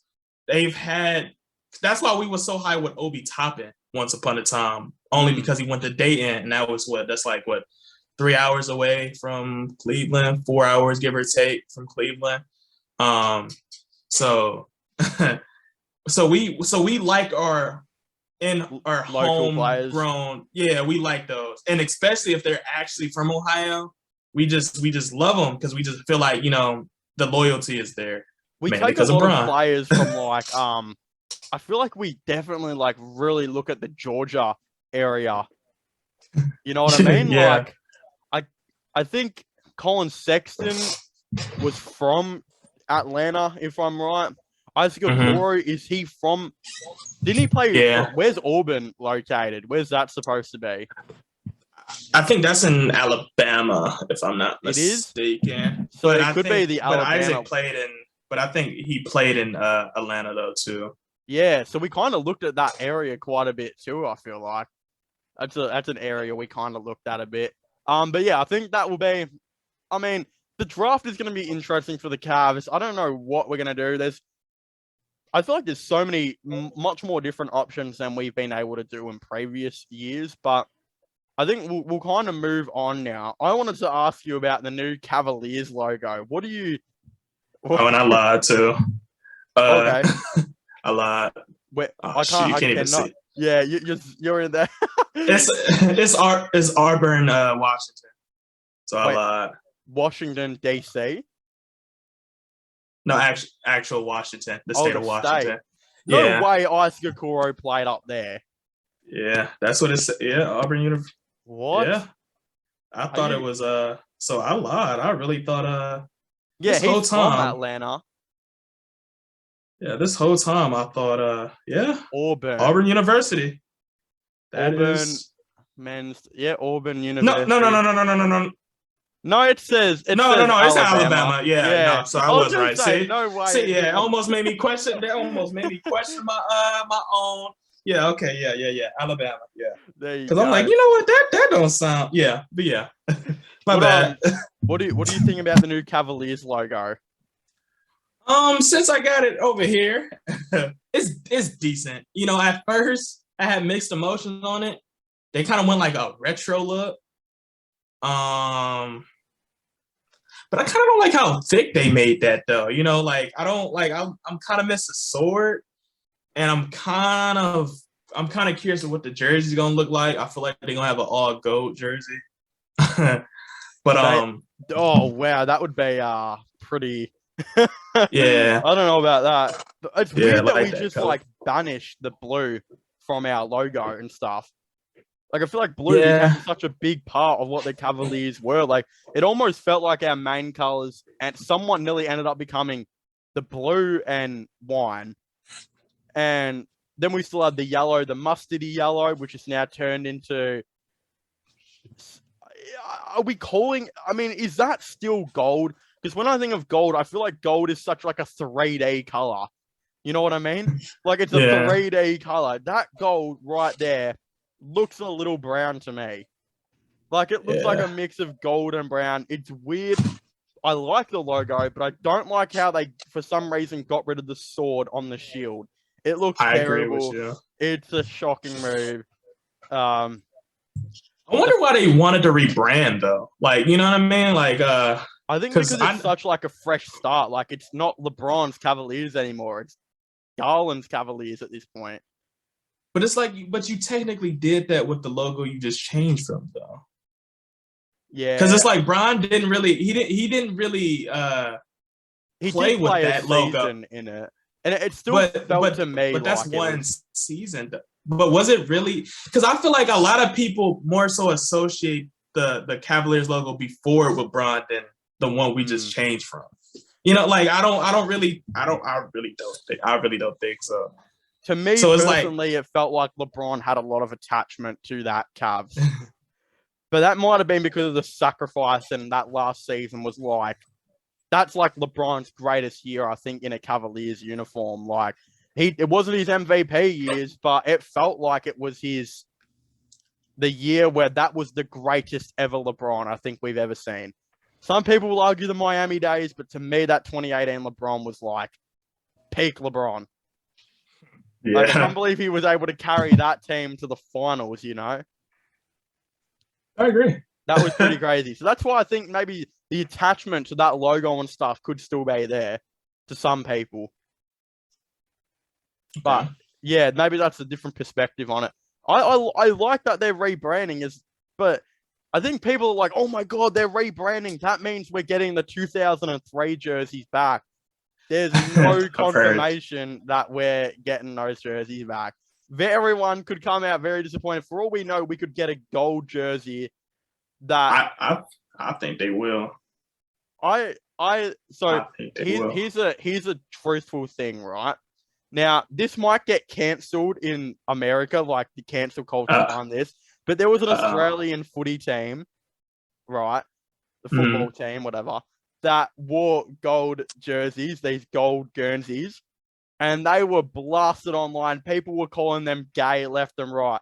And some people nicknamed it the LGBTQ Guernsey. So I'm getting flashbacks that if we make a gold jersey, it is going to get torn apart. Because I know it would in Australia. And I feel like a lot of people would just look at it and be like, oh man, like it looks disgusting. I have the really bad suspicion.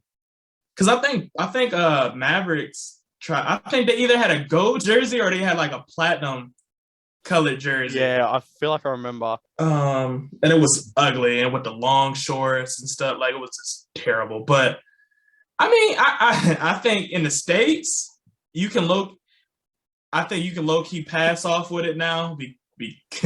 You can low key pass off because I'm not trying to get canceled. So you can low key pass off with it now. But I think it depends on how they execute that though, because I'm on because with a slogan saying gold is back, you know what I mean? Like that has to be plus I think personally the logo looks a little older. I think they will bring back a retro jersey. Well, I hope so. I just don't know. Shoot, it might even ironically, even though they don't have no blue in it. Shoot, it might be that the Cavs jersey that blue, gold, and I wish red one. That jersey was so nice. I don't know. Our country is so much different than yours. Like we got gay people in Australia. I've heard gay people at my school go, "Damn, that's so gay." Like on God, I've heard him do it. So I don't know. I feel like can you imagine a gay person in America saying that's so gay and then getting cancelled? Yeah, because that happens. Something about it doesn't seem right. I don't like that at all. But yeah, I definitely feel like I'm gonna get teased by my friends if we rock a full gold jersey. I hope not. Our logo, I don't think would look very good on it. But a player that might look good in a Cavaliers jersey next year could be Montrezl Harrell. I brought this up earlier. Is Montrezl Harrell a player that you think the Cavaliers should target, and does he fit the team? From a energy and a just bring out the dog, like that dog they trying to bring out. Yeah, that they trying to surround themselves with. Yes, because a situation where we play Atlanta or Brooklyn, we might have lost to a Brooklyn, but they would have looked at that. They perspective from that game would have been totally different. Like they would have came and played Atlanta with a different type of hunger. Like they would have just came out and just disrespected Atlanta.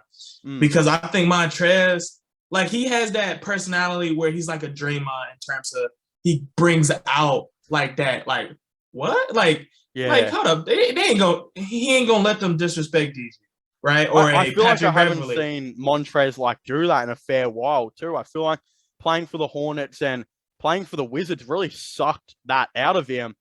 And I think if he was to go back to a team like the Cavs, I think we would see that old Montrezl Harrell. It would be back because he would actually see players who actually wants to be successful. They're hungry, right? I think he can kind of get that out in Charlotte. I don't think he had enough time to really get that out or see it. Washington was just garbage. Yeah. Washington, like I just feel like everybody was they were just waiting for their time at the trade deadline, But the last time we seen Trez really look like Trez was the Clippers. The Clippers, right? And that's what he was doing. He had Patrick Beverly. Patrick Beverly was yelling at him. He yelling at Patrick Beverly. They yelling at Lou Will.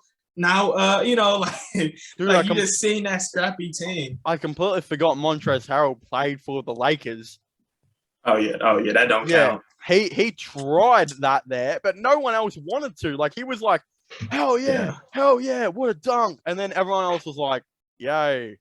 You know, it was just like a shitty situation for him. I think, so the issue with Montrez is his perimeter defense is it's average for his height and his speed and all that type of stuff. But his interior defense is lacking to me.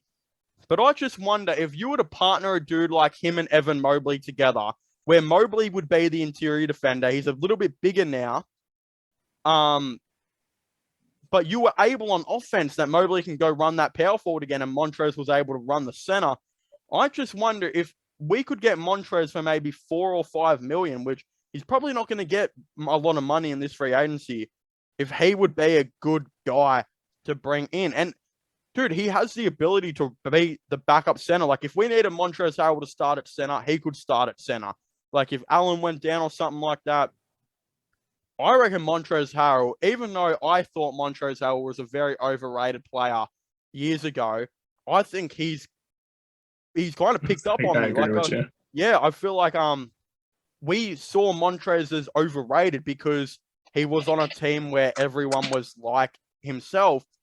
But then as soon as he got to a couple teams where it was like the fun went out of it, it seems like Montrez was one of the only guys actually trying, and that dog mentality was out the window. And I want to see those rebuilding the Cavs episodes. And we've got some crazy guys on the Cavs. Like, dude, Jarrett Allen is one of the weirdest blokes in the NBA, but there's a crazy side of part of him. Darius Garland, there's a crazy side in him. Same with Sexton, same with Okoro. Even our coach, man, I feel like Montrezl Harrell would be a good player to bring in. A much better player than Ed Davis, for sure. Yeah. Like, we would have more fouls, probably more technicals, but the players you said, like, Montrez would be the best thing that ever happened for Darius Garland, for Colin Sexton, for Evan Mobley, and for Isaac Okoro. And it's not because he's just like he's doing all this offensively or, you know, all this, but it's because of the energy he brings. Sometimes it's those intangibles that really, like, even though Draymond is a very talented player, it's really how he, like, communicates and just boosts up his players that really makes play. Like, if case in point, if DG did that floater twice, right? And then Montrez get in his face, like, you know, he can't guard. I know what you're talking about. Like DG is he's gonna see that, and he's gonna attack. He's gonna start playing the way Darius Garland should be playing. He's gonna play more aggressive, and he's gonna understand he has to be playing aggressive. And I just don't feel like Darius Garland had a player like that on the roster, like, because Kevin Love's not gonna do that. You know, like. Jared Allen, he's not gonna do that. Yeah. You know, but Evan Mobley, you get Evan Mobley with Montrez. Now you seeing a little bit more. Now he dunking a little bit more. Jared Allen, he's swatting people a little bit more. You know, I think, like, that's why I low key do like the idea of Cleveland trying to get Montrez. Montrez at a reasonable deal. Montrez would be more beneficial long term for the Cavs than we really could put in numbers. And that's the best way to explain that. And if I was Montrez and I got an offer to re-sign with the Hornets on 2 years, $7 million a year, or I got an offer from the Cavaliers that was 2 years, maybe $5.5 million a year, dude, I'm taking that Cavaliers deal because he should know how much more exciting it would be to play on the Cavs, I think, than a team like them. And not just that, I think he would have a spot in the team, because when I look at the 2 7-footers that we've got playing that center and power forward position, it would be really nice to bring in a guy that can maybe play the power forward if Jarrett Allen is on the court at the same time. And even though Montrez, he can't shoot a three, he does have a nice floater. Montrezl Harrell, I feel like, would be a very high energy dude to play for 20 minutes per night off the bench. And maybe he could play on the court at the same time with Jarrett Allen. Like, I feel like if you've got a team that's pretty small and you want to absolutely bully, that would be a absolutely insane thing to see. And I really, really like it. I think we could bring out 6-man Montrezl Harrell again. And like if he played 21 minutes per game off the bench, could like average 14 per game or something like that. 8 rebounds. I would like to say, I think he'd also fit in well. He had a lot of, I feel like he drew a lot of great passes from Pat Bev and Lou Will when he played with them. Imagine what he would do with like DJ and whoever else we've got playmaking, whether it's a Ricky Rubio or maybe Sexton steps up next year. If Rubio even comes back as well, could still go overseas. There's a lot going on there. I think it's a success. So we both got the thumbs up for Montrezl. Yeah, I agree. Good Montrez move doesn't have to. With DJ, you don't got to be a scorer, man. Yeah. All right, we'll move on to some other teams. I'll talk about some more Cavs at the end. But I want to hear what you have to say about D'Lo and the Knicks, because that's been a report that's been going on for a little bit now too. I think I would love to see D'Lo back in New York, but he ain't a defender, and Tom Thibodeau likes his defenders. So where do you stand on D'Lo to the Knicks? I actually like that move, and I like it. Yeah, the defense is not what you're getting from D'Lo, but I think you're getting better size, and you're actually getting a point guard that actually shines in bigger markets. Yeah, and he would literally have the floor. Like I think D'Lo would work in that. I really do think D'Lo would work in that roster, especially if they sign and draft the players we think, some defensive players that maybe can shoot, two-way players. I think D'Lo would excel because I think they need a decent sized guard. Like that's why I'm not really high on Jalen Brunson for the Knicks. I just think he's a little too small for, like, they need a 6'5". They need something to complement RJ Barrett, Randall, and the size. Like and I don't think D'Lo gets them in sticky situation. I think that'd be the best case scenario for the Knicks.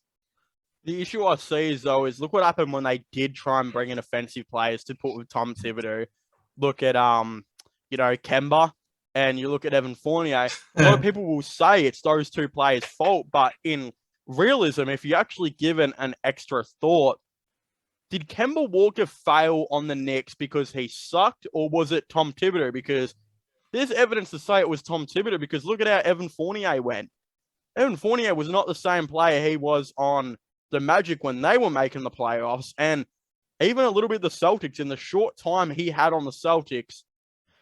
I don't know. It's something about Tom Thibodeau just doesn't stick well with me, and I just feel like D'Lo would fail. Like, he wouldn't fit in with what Tom Thibodeau wants, and people will say Derrick Rose was there, though, right? Derrick Rose. But Tom Thibodeau has been with Derrick Rose for so long. And he was one of the only guys there. The season when they succeeded, they had Alfred Payton running the point guard. They had other defenders too, like Frank Ntilikina was there. He played a lot of defensive guards that year as well. The only problem I have with that, I don't think any of those players minus Alfred Payton, none of those guards was as good as a playmaker as D'Lo, which I think that's where I think it levels off. Defensively, he's about the same as all of those guards you just named. But I think because Kemba Walker, like, case in point, with Kemba Walker being a 6'1" guard that's only really known for offense, he's not a well-known passer, defender, rebounder. Once you cut him off from offense, he's not bringing anything else, right? And because Tom Thibodeau, we've seen he relies heavily on his point guards. He relied heavily on his point guards to get his team involved. I think that's what messed it up. Like, I think Alfred Payton actually at the time was better because even if he wasn't scoring, he still was a decent passer. He was a decent defender. He was a decent rebounder. I think with D'Lo, even we've seen him not be consistent offensively, but he was a really great passer. And I think that is what's going to be I think actually if you keep Fournier and you replace Kemba with D'Lo, I think that whole team will be drastically better. Actually, I think they make the playoffs, actually, with the same team.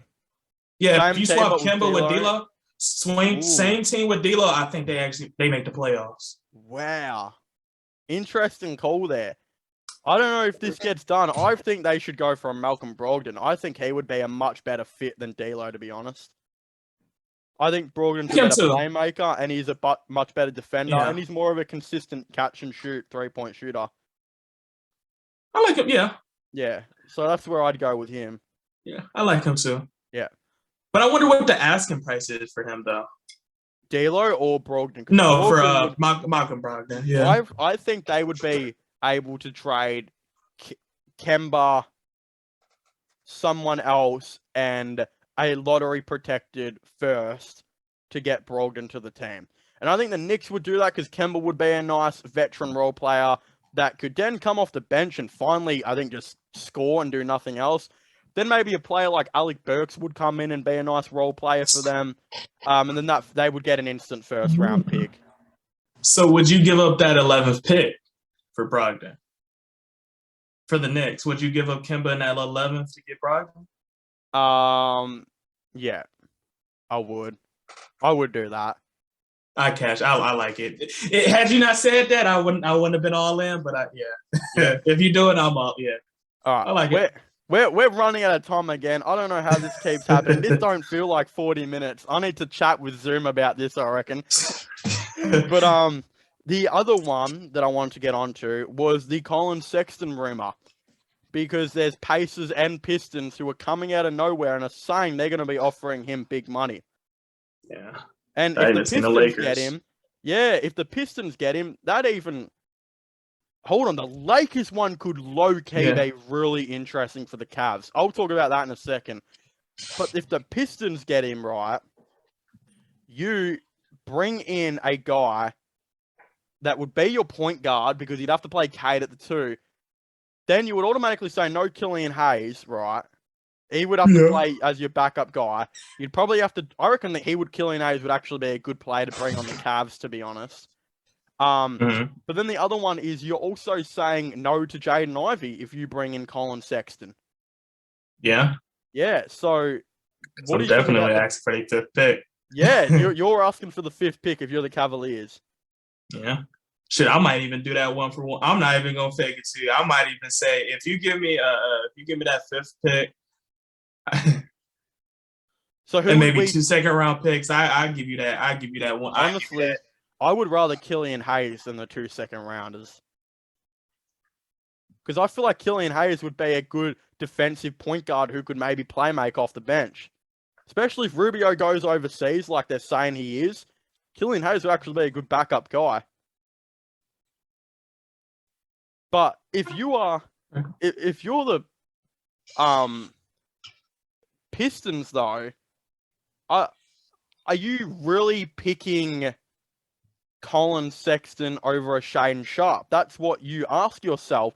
And I think you actually would definitely look at that because Shaedon Sharpe, it would take a long time for him to be better than Colin Sexton. The issue is Sexton will just be on a lot of cash.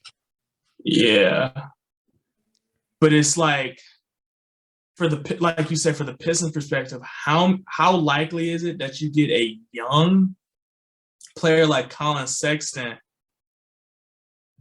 like this, especially before you hit the prime of Cade and the rest of the Detroit team, because this could actually work really, really well with y'all. That's true too. That's actually that's an entertaining question because. We would do that too if you're the Cavs because we're not too sold on Colin Sexton and we think he'd be better off at another team. And even if we had to throw in to get the deal done, if we had to throw in like a bunch of second-round picks and Jetty Osmond just to sweeten it, I would do it. But then you ask yourself, who would the Cavs take at pick 5? That's an even better question. Would we take AJ Griffin? Would we take a flyer on him? I just don't know who we'd take that would be better than Colin Sexton.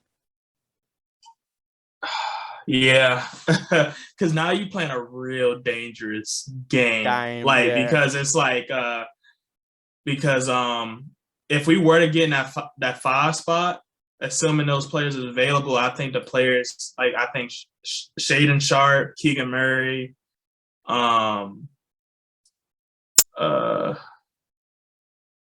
Adrian Griffin Jr. Keegan Murray would be so good on the Cavs if we were able to get him. Those three names, I think those will be the only three names we would truly If those would be the three players we would be really. That would be the reason we make that move if you do that. I don't think we'd get Shaden Sharp because there'd be no point of getting rid of Colin Sexton for Shaden Sharp. So who was your third one? Sorry, so you had Keegan Murray, Shaden Sharp, and who? And Adrian Griffin Jr. Yeah, I feel like we could take it we might pick AJ a little higher. Even Dyson Daniels, man, like we've been so linked to him. Yeah. You wonder if we'd take a big flyer on Dyson Daniels because his perimeter defense would fit really well. His 3-point shooting, I think, could use some work, but it would be there. And his playmaking, he'd be another cool backup guard. He just scares me from what I've seen. His frame scares me too. Yeah. Because even though I think he would work, like I said, I think he would work well with Tyrese Haliburton. Like, he scares me because he kind of reminds me of a player we already have on our team, named oh my God, how did I just forget this? And you say you don't really. This is AJ Griffin. You think he reminds you of?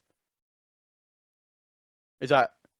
No, Dyson Daniels. Daniels, sorry, yeah. Oh my God, bro, I fully just blanked out too, trying to think of what you were. Who was our? Oh, and I compare him to Joe Harris so much too. Jesus Christ. Who are you trying to? The one he always gets hurt for us. And we've had him, and no, and we drafted him the same year we drafted. Dylan Windler. Oh, I don't even blame you for getting that bum's name. He is hot trash, bro. I don't even care. That's kind of what to me. That's what Dyson Daniels sometimes reminds me of from what I've seen, just because of his frail frame right now and just how he kind of attacks, a little bit. That's why I'm a little hesitant, but so I can see him. You're saying, though, if you were the Detroit Pistons and you had pick number 5, you would trade it for Colin Sexton? Or would this be a lose-lose for both teams? Because I don't know if the Cavaliers win that trade if we give up Colin Sexton for pick 5. Because who are we going to get better than Colin Sexton? That would be the gamble. But that means Pistons would have to attach something. But the only reason the Pistons would do it is if they're not high on Killian Hayes as well as that pick they about to draft themselves. Yeah, which is alarming. Shaden Sharp. Which would be alarming in itself too, because in theory, Killian Hayes and whoever they draft would be enough. And on a timeline perspective, that would be better off. That would be better off than Colin because they wouldn't have to pay him. They can get more assets. But. So that could be a lose-lose, could be a win-win. That's where it gets a little tricky. I agree. There's just something that's kind of popped up while we were filming this, and it's a little bit of a laugh to me, but I thought I'd bring it up to you. So, you know who KSI is, right? Yes. Yeah. So he was performing last night, and he said, "You best believe it, August 27th, I am fighting Jake Paul." Oh my God. Lord have mercy on KSI, bro. I have not seen that guy fight in like 2 years. And he wants to fight Jake Paul. Do you know no comment. You know how to do that praying thing? I don't really know how to do it. I'm a botcher myself if I try to. My goodness, mate.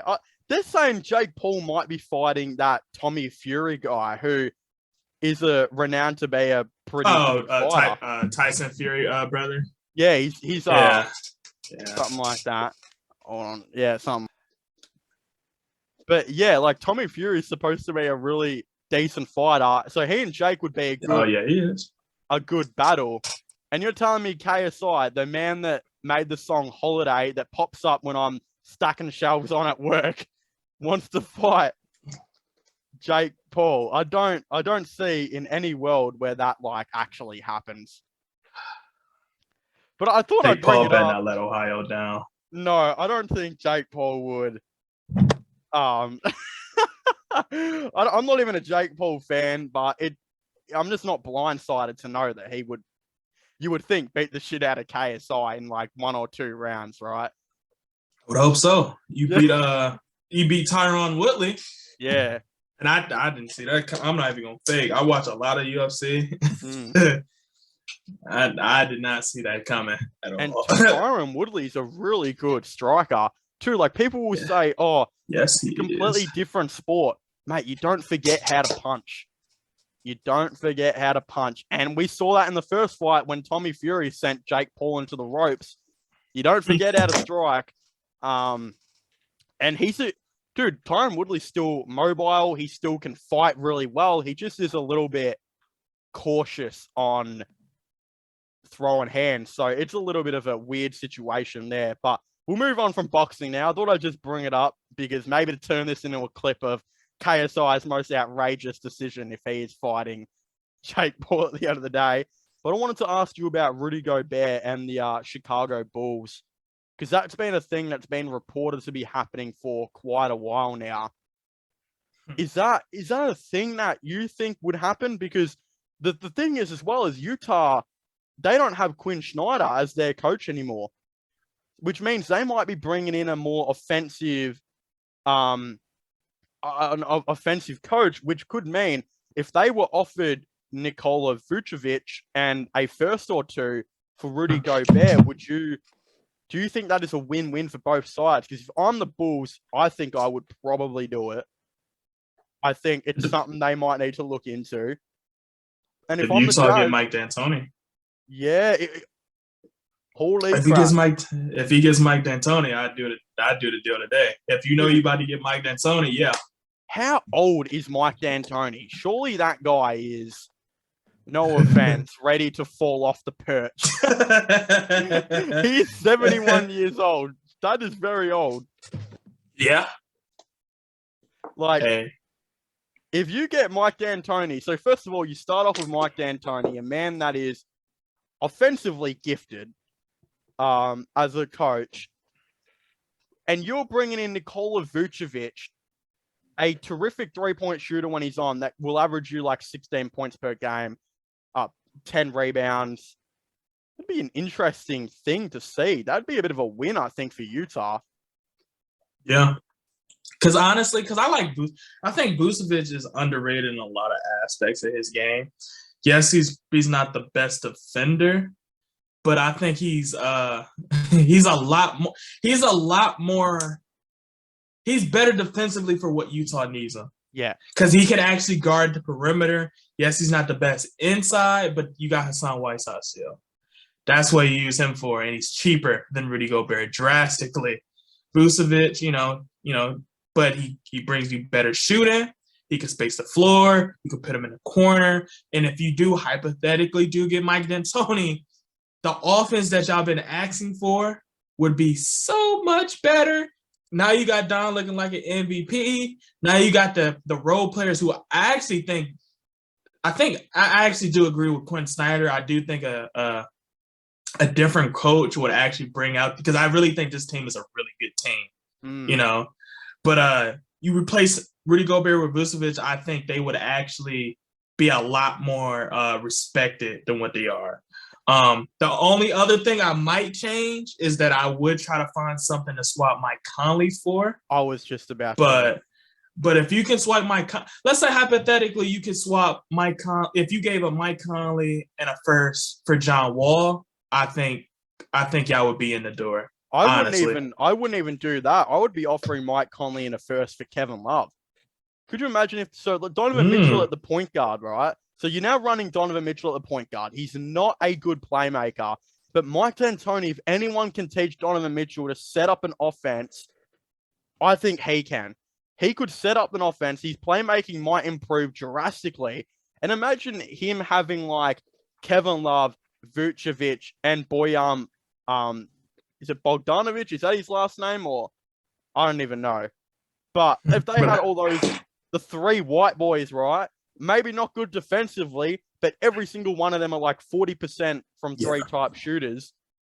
I mean, you'd have to add in a lot of defense from maybe some free agent type players, but you could even try and run Bojan like at the 2 at one stage. Do what the Cavs did with having Kevin Love at the 3 at times during that as well. I would even be looking to offer, and they still got Royce O'Neal. Like Royce O'Neal is a good defender that can come in. You still got Hassan Whiteside. I think they'll try and re-sign if he doesn't go to like the Lakers or something, which is rumored.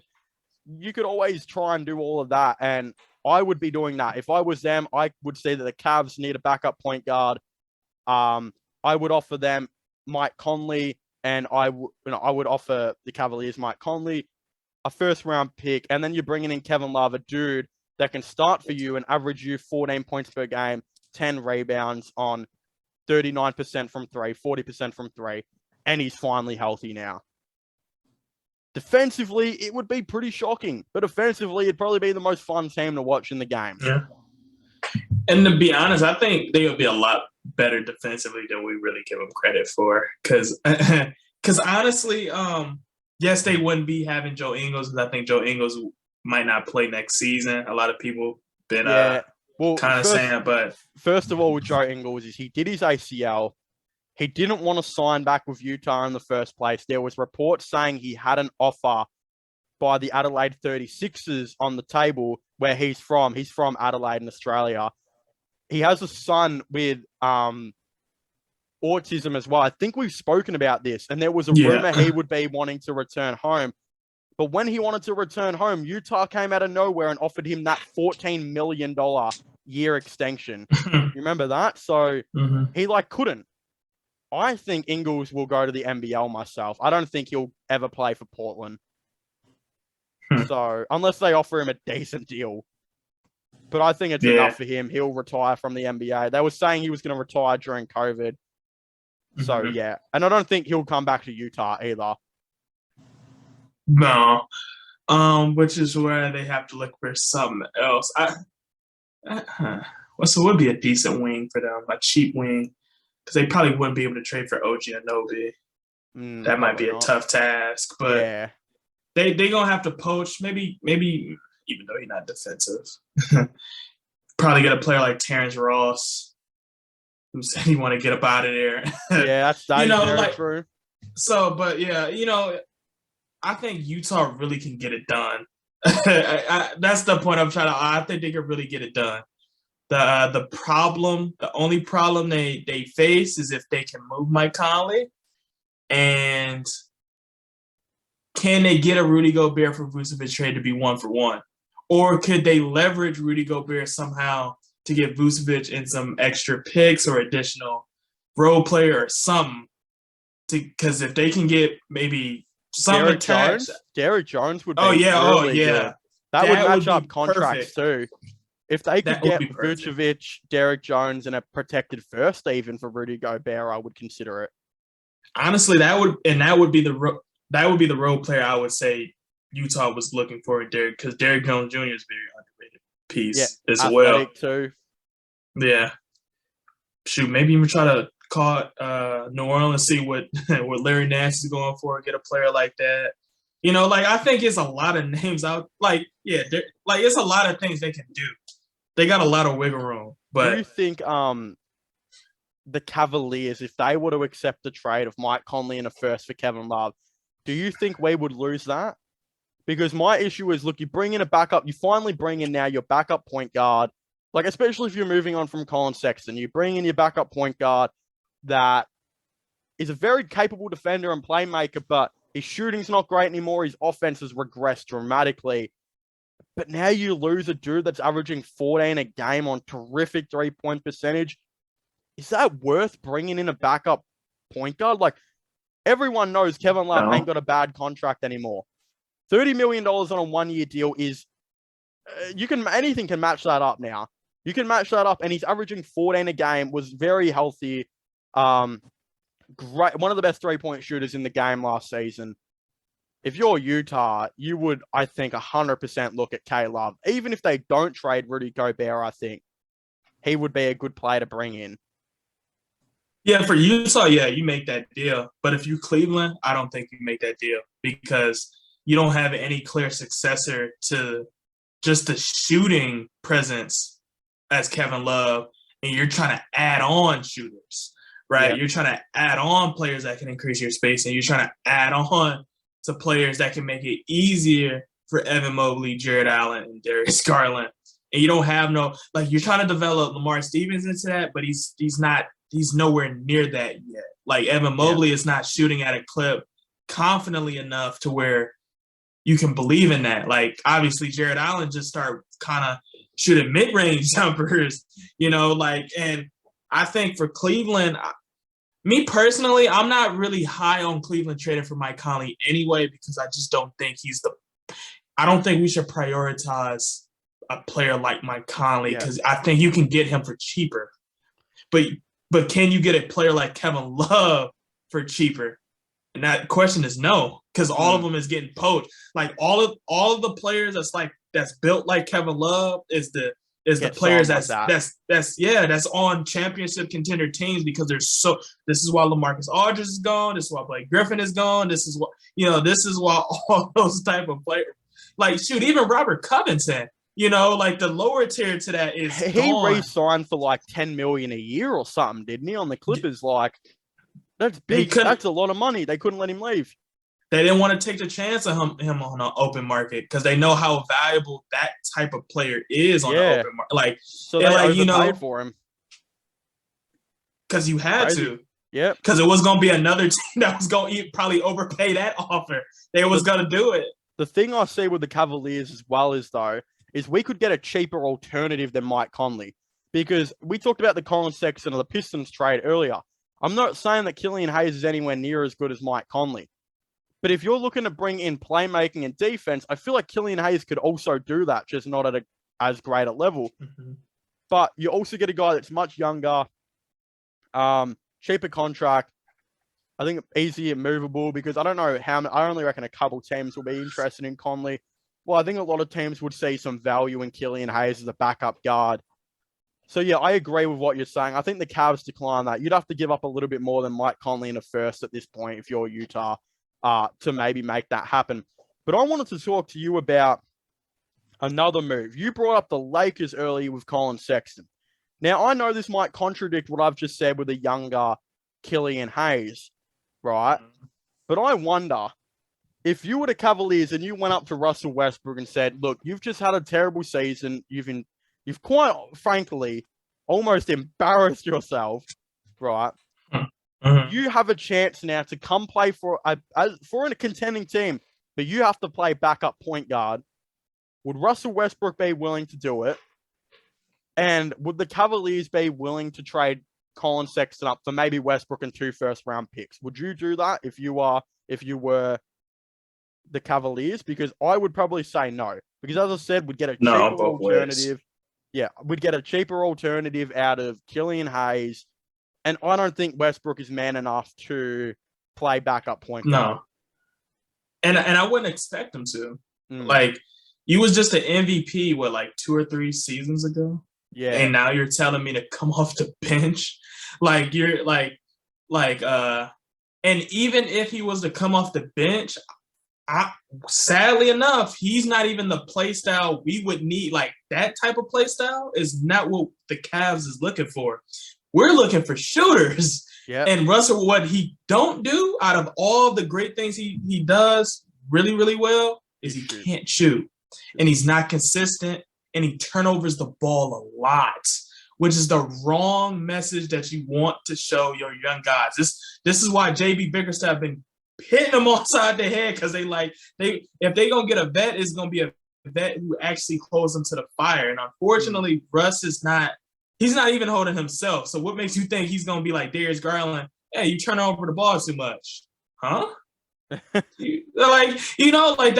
don't look right. And then for for Cleveland to do that, Cleveland is not like, even though technically Russell Westbrook would be the better player than Colin, from a short term or a long term, it doesn't make sense to give up Colin Sexton for Russ and 2 additional second round picks when you essentially would have to rebuild your whole roster just to make Russ fit. I was saying no, they would give us 2 first-round picks and the Lakers, Sexton, yeah. That's what I was saying, because I think the Lakers want to get rid of him that bad. I mean, there's rumors they're offering up Westbrook and 2 first-round picks for Brogdon and Hield.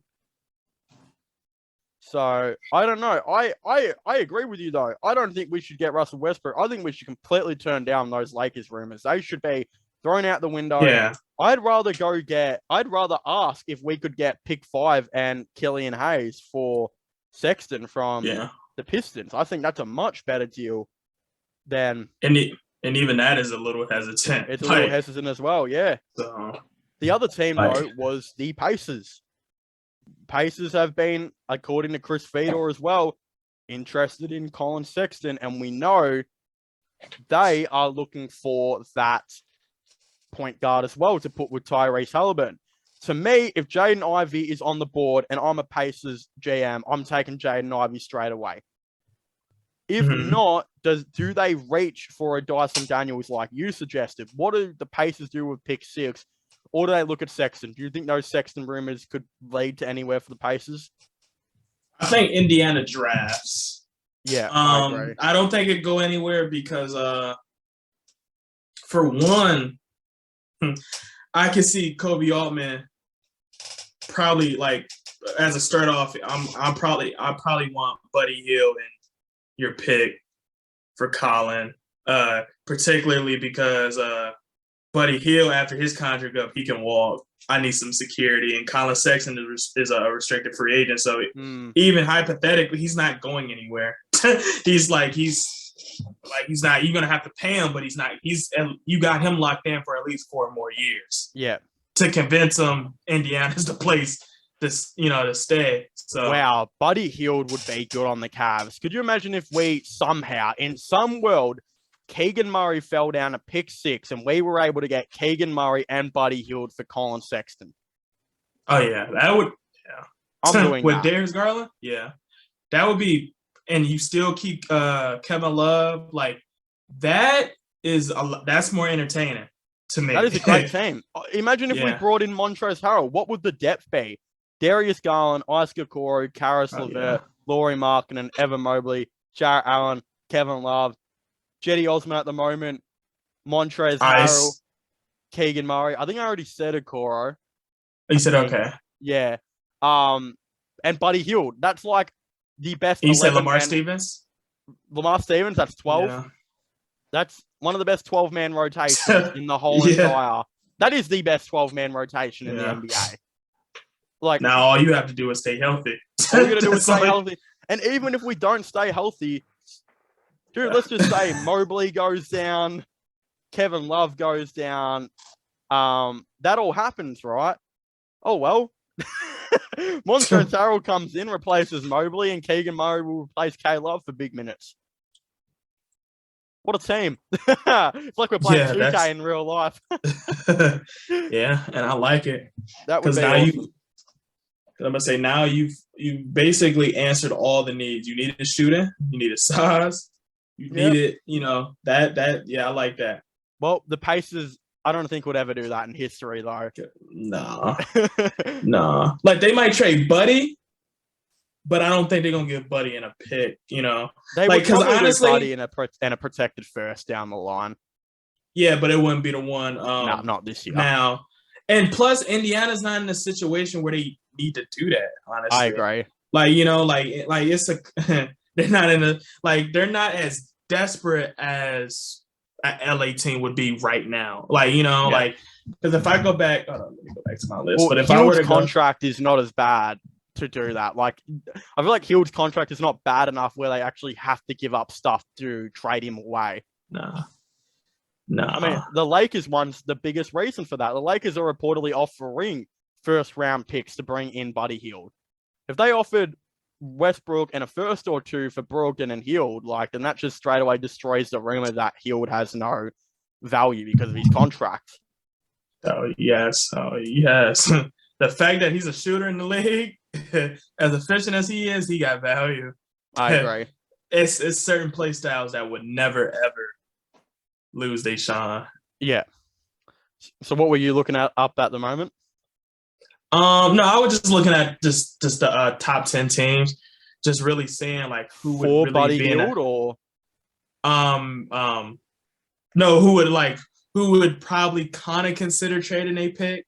Yeah. You know, if it was for Colin, and honestly, because Orlando's not doing it. They're not trading for another. They're not trading a pick for another guy. I hope not. I would hope not too. Thunder's not. Sam Presti's not gonna.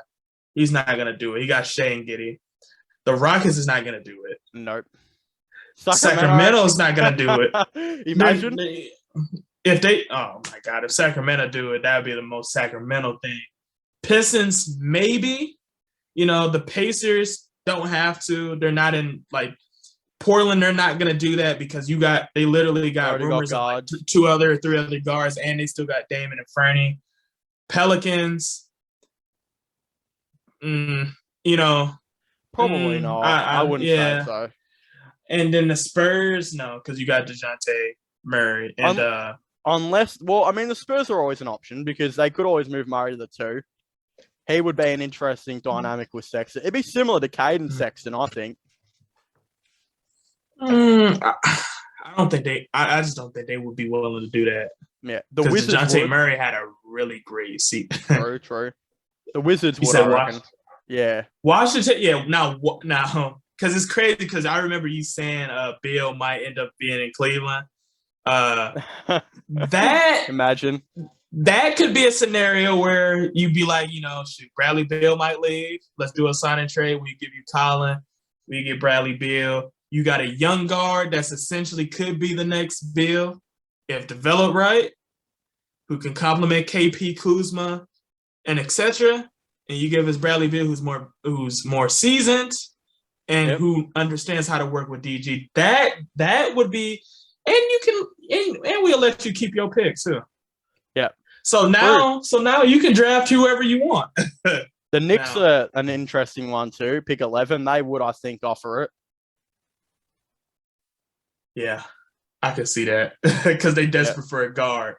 The Knicks, that's crazy. Knicks is always desperate for a guard. They never have a guard. That's crazy. But at that top 15, that's it. Really. I wonder. Yeah, no. I feel like, dude, like a month ago, everyone was like, "Oh, Sexton's re-signing." Now it's like, who knows? Because so many teams are interested. Yeah, that's what. Yeah, because even me, I'm like, yeah, Collins is. But yeah, some of these trade rumors are starting to come. We didn't expect any of these teams to be interested. Not like so many teams, and it's like confirmed they all are. Like I thought the Knicks would be the only team, maybe. I thought the Pistons, it would be smart to have a look, but I don't think they would ever do it. And now they're coming out and like, well, hold on a second. We could actually get a really solid young player here for the 5th pick or whatever, and it's not who we're going to draft. It could actually be Colin Sexton. So many of these teams, I think, will look at him. The Lakers will offer their soul and Westbrook to get Colin Sexton at this point. But yeah, there's a lot for that to happen, then that have to be a 3-way trade. I mean, a 3-team trade. No way, because Cleveland would not give Russ. No matter, they would not give. No. Yeah, but I think that's all. Mate, this has been like nearly a 2-hour podcast. That is insane. I did not expect us to go this far. I think I'll have 40 different videos of clips here. I might even just give you some clips to upload. You can edit them yourself because I think this might be too much for me, to be honest. You might definitely can use some footage. You might have to take some, but yeah, of course, I would really like to thank you for coming back on. You're becoming a regular guy on the CHB podcast at this point. Yeah, hey, like I said earlier, I like it here.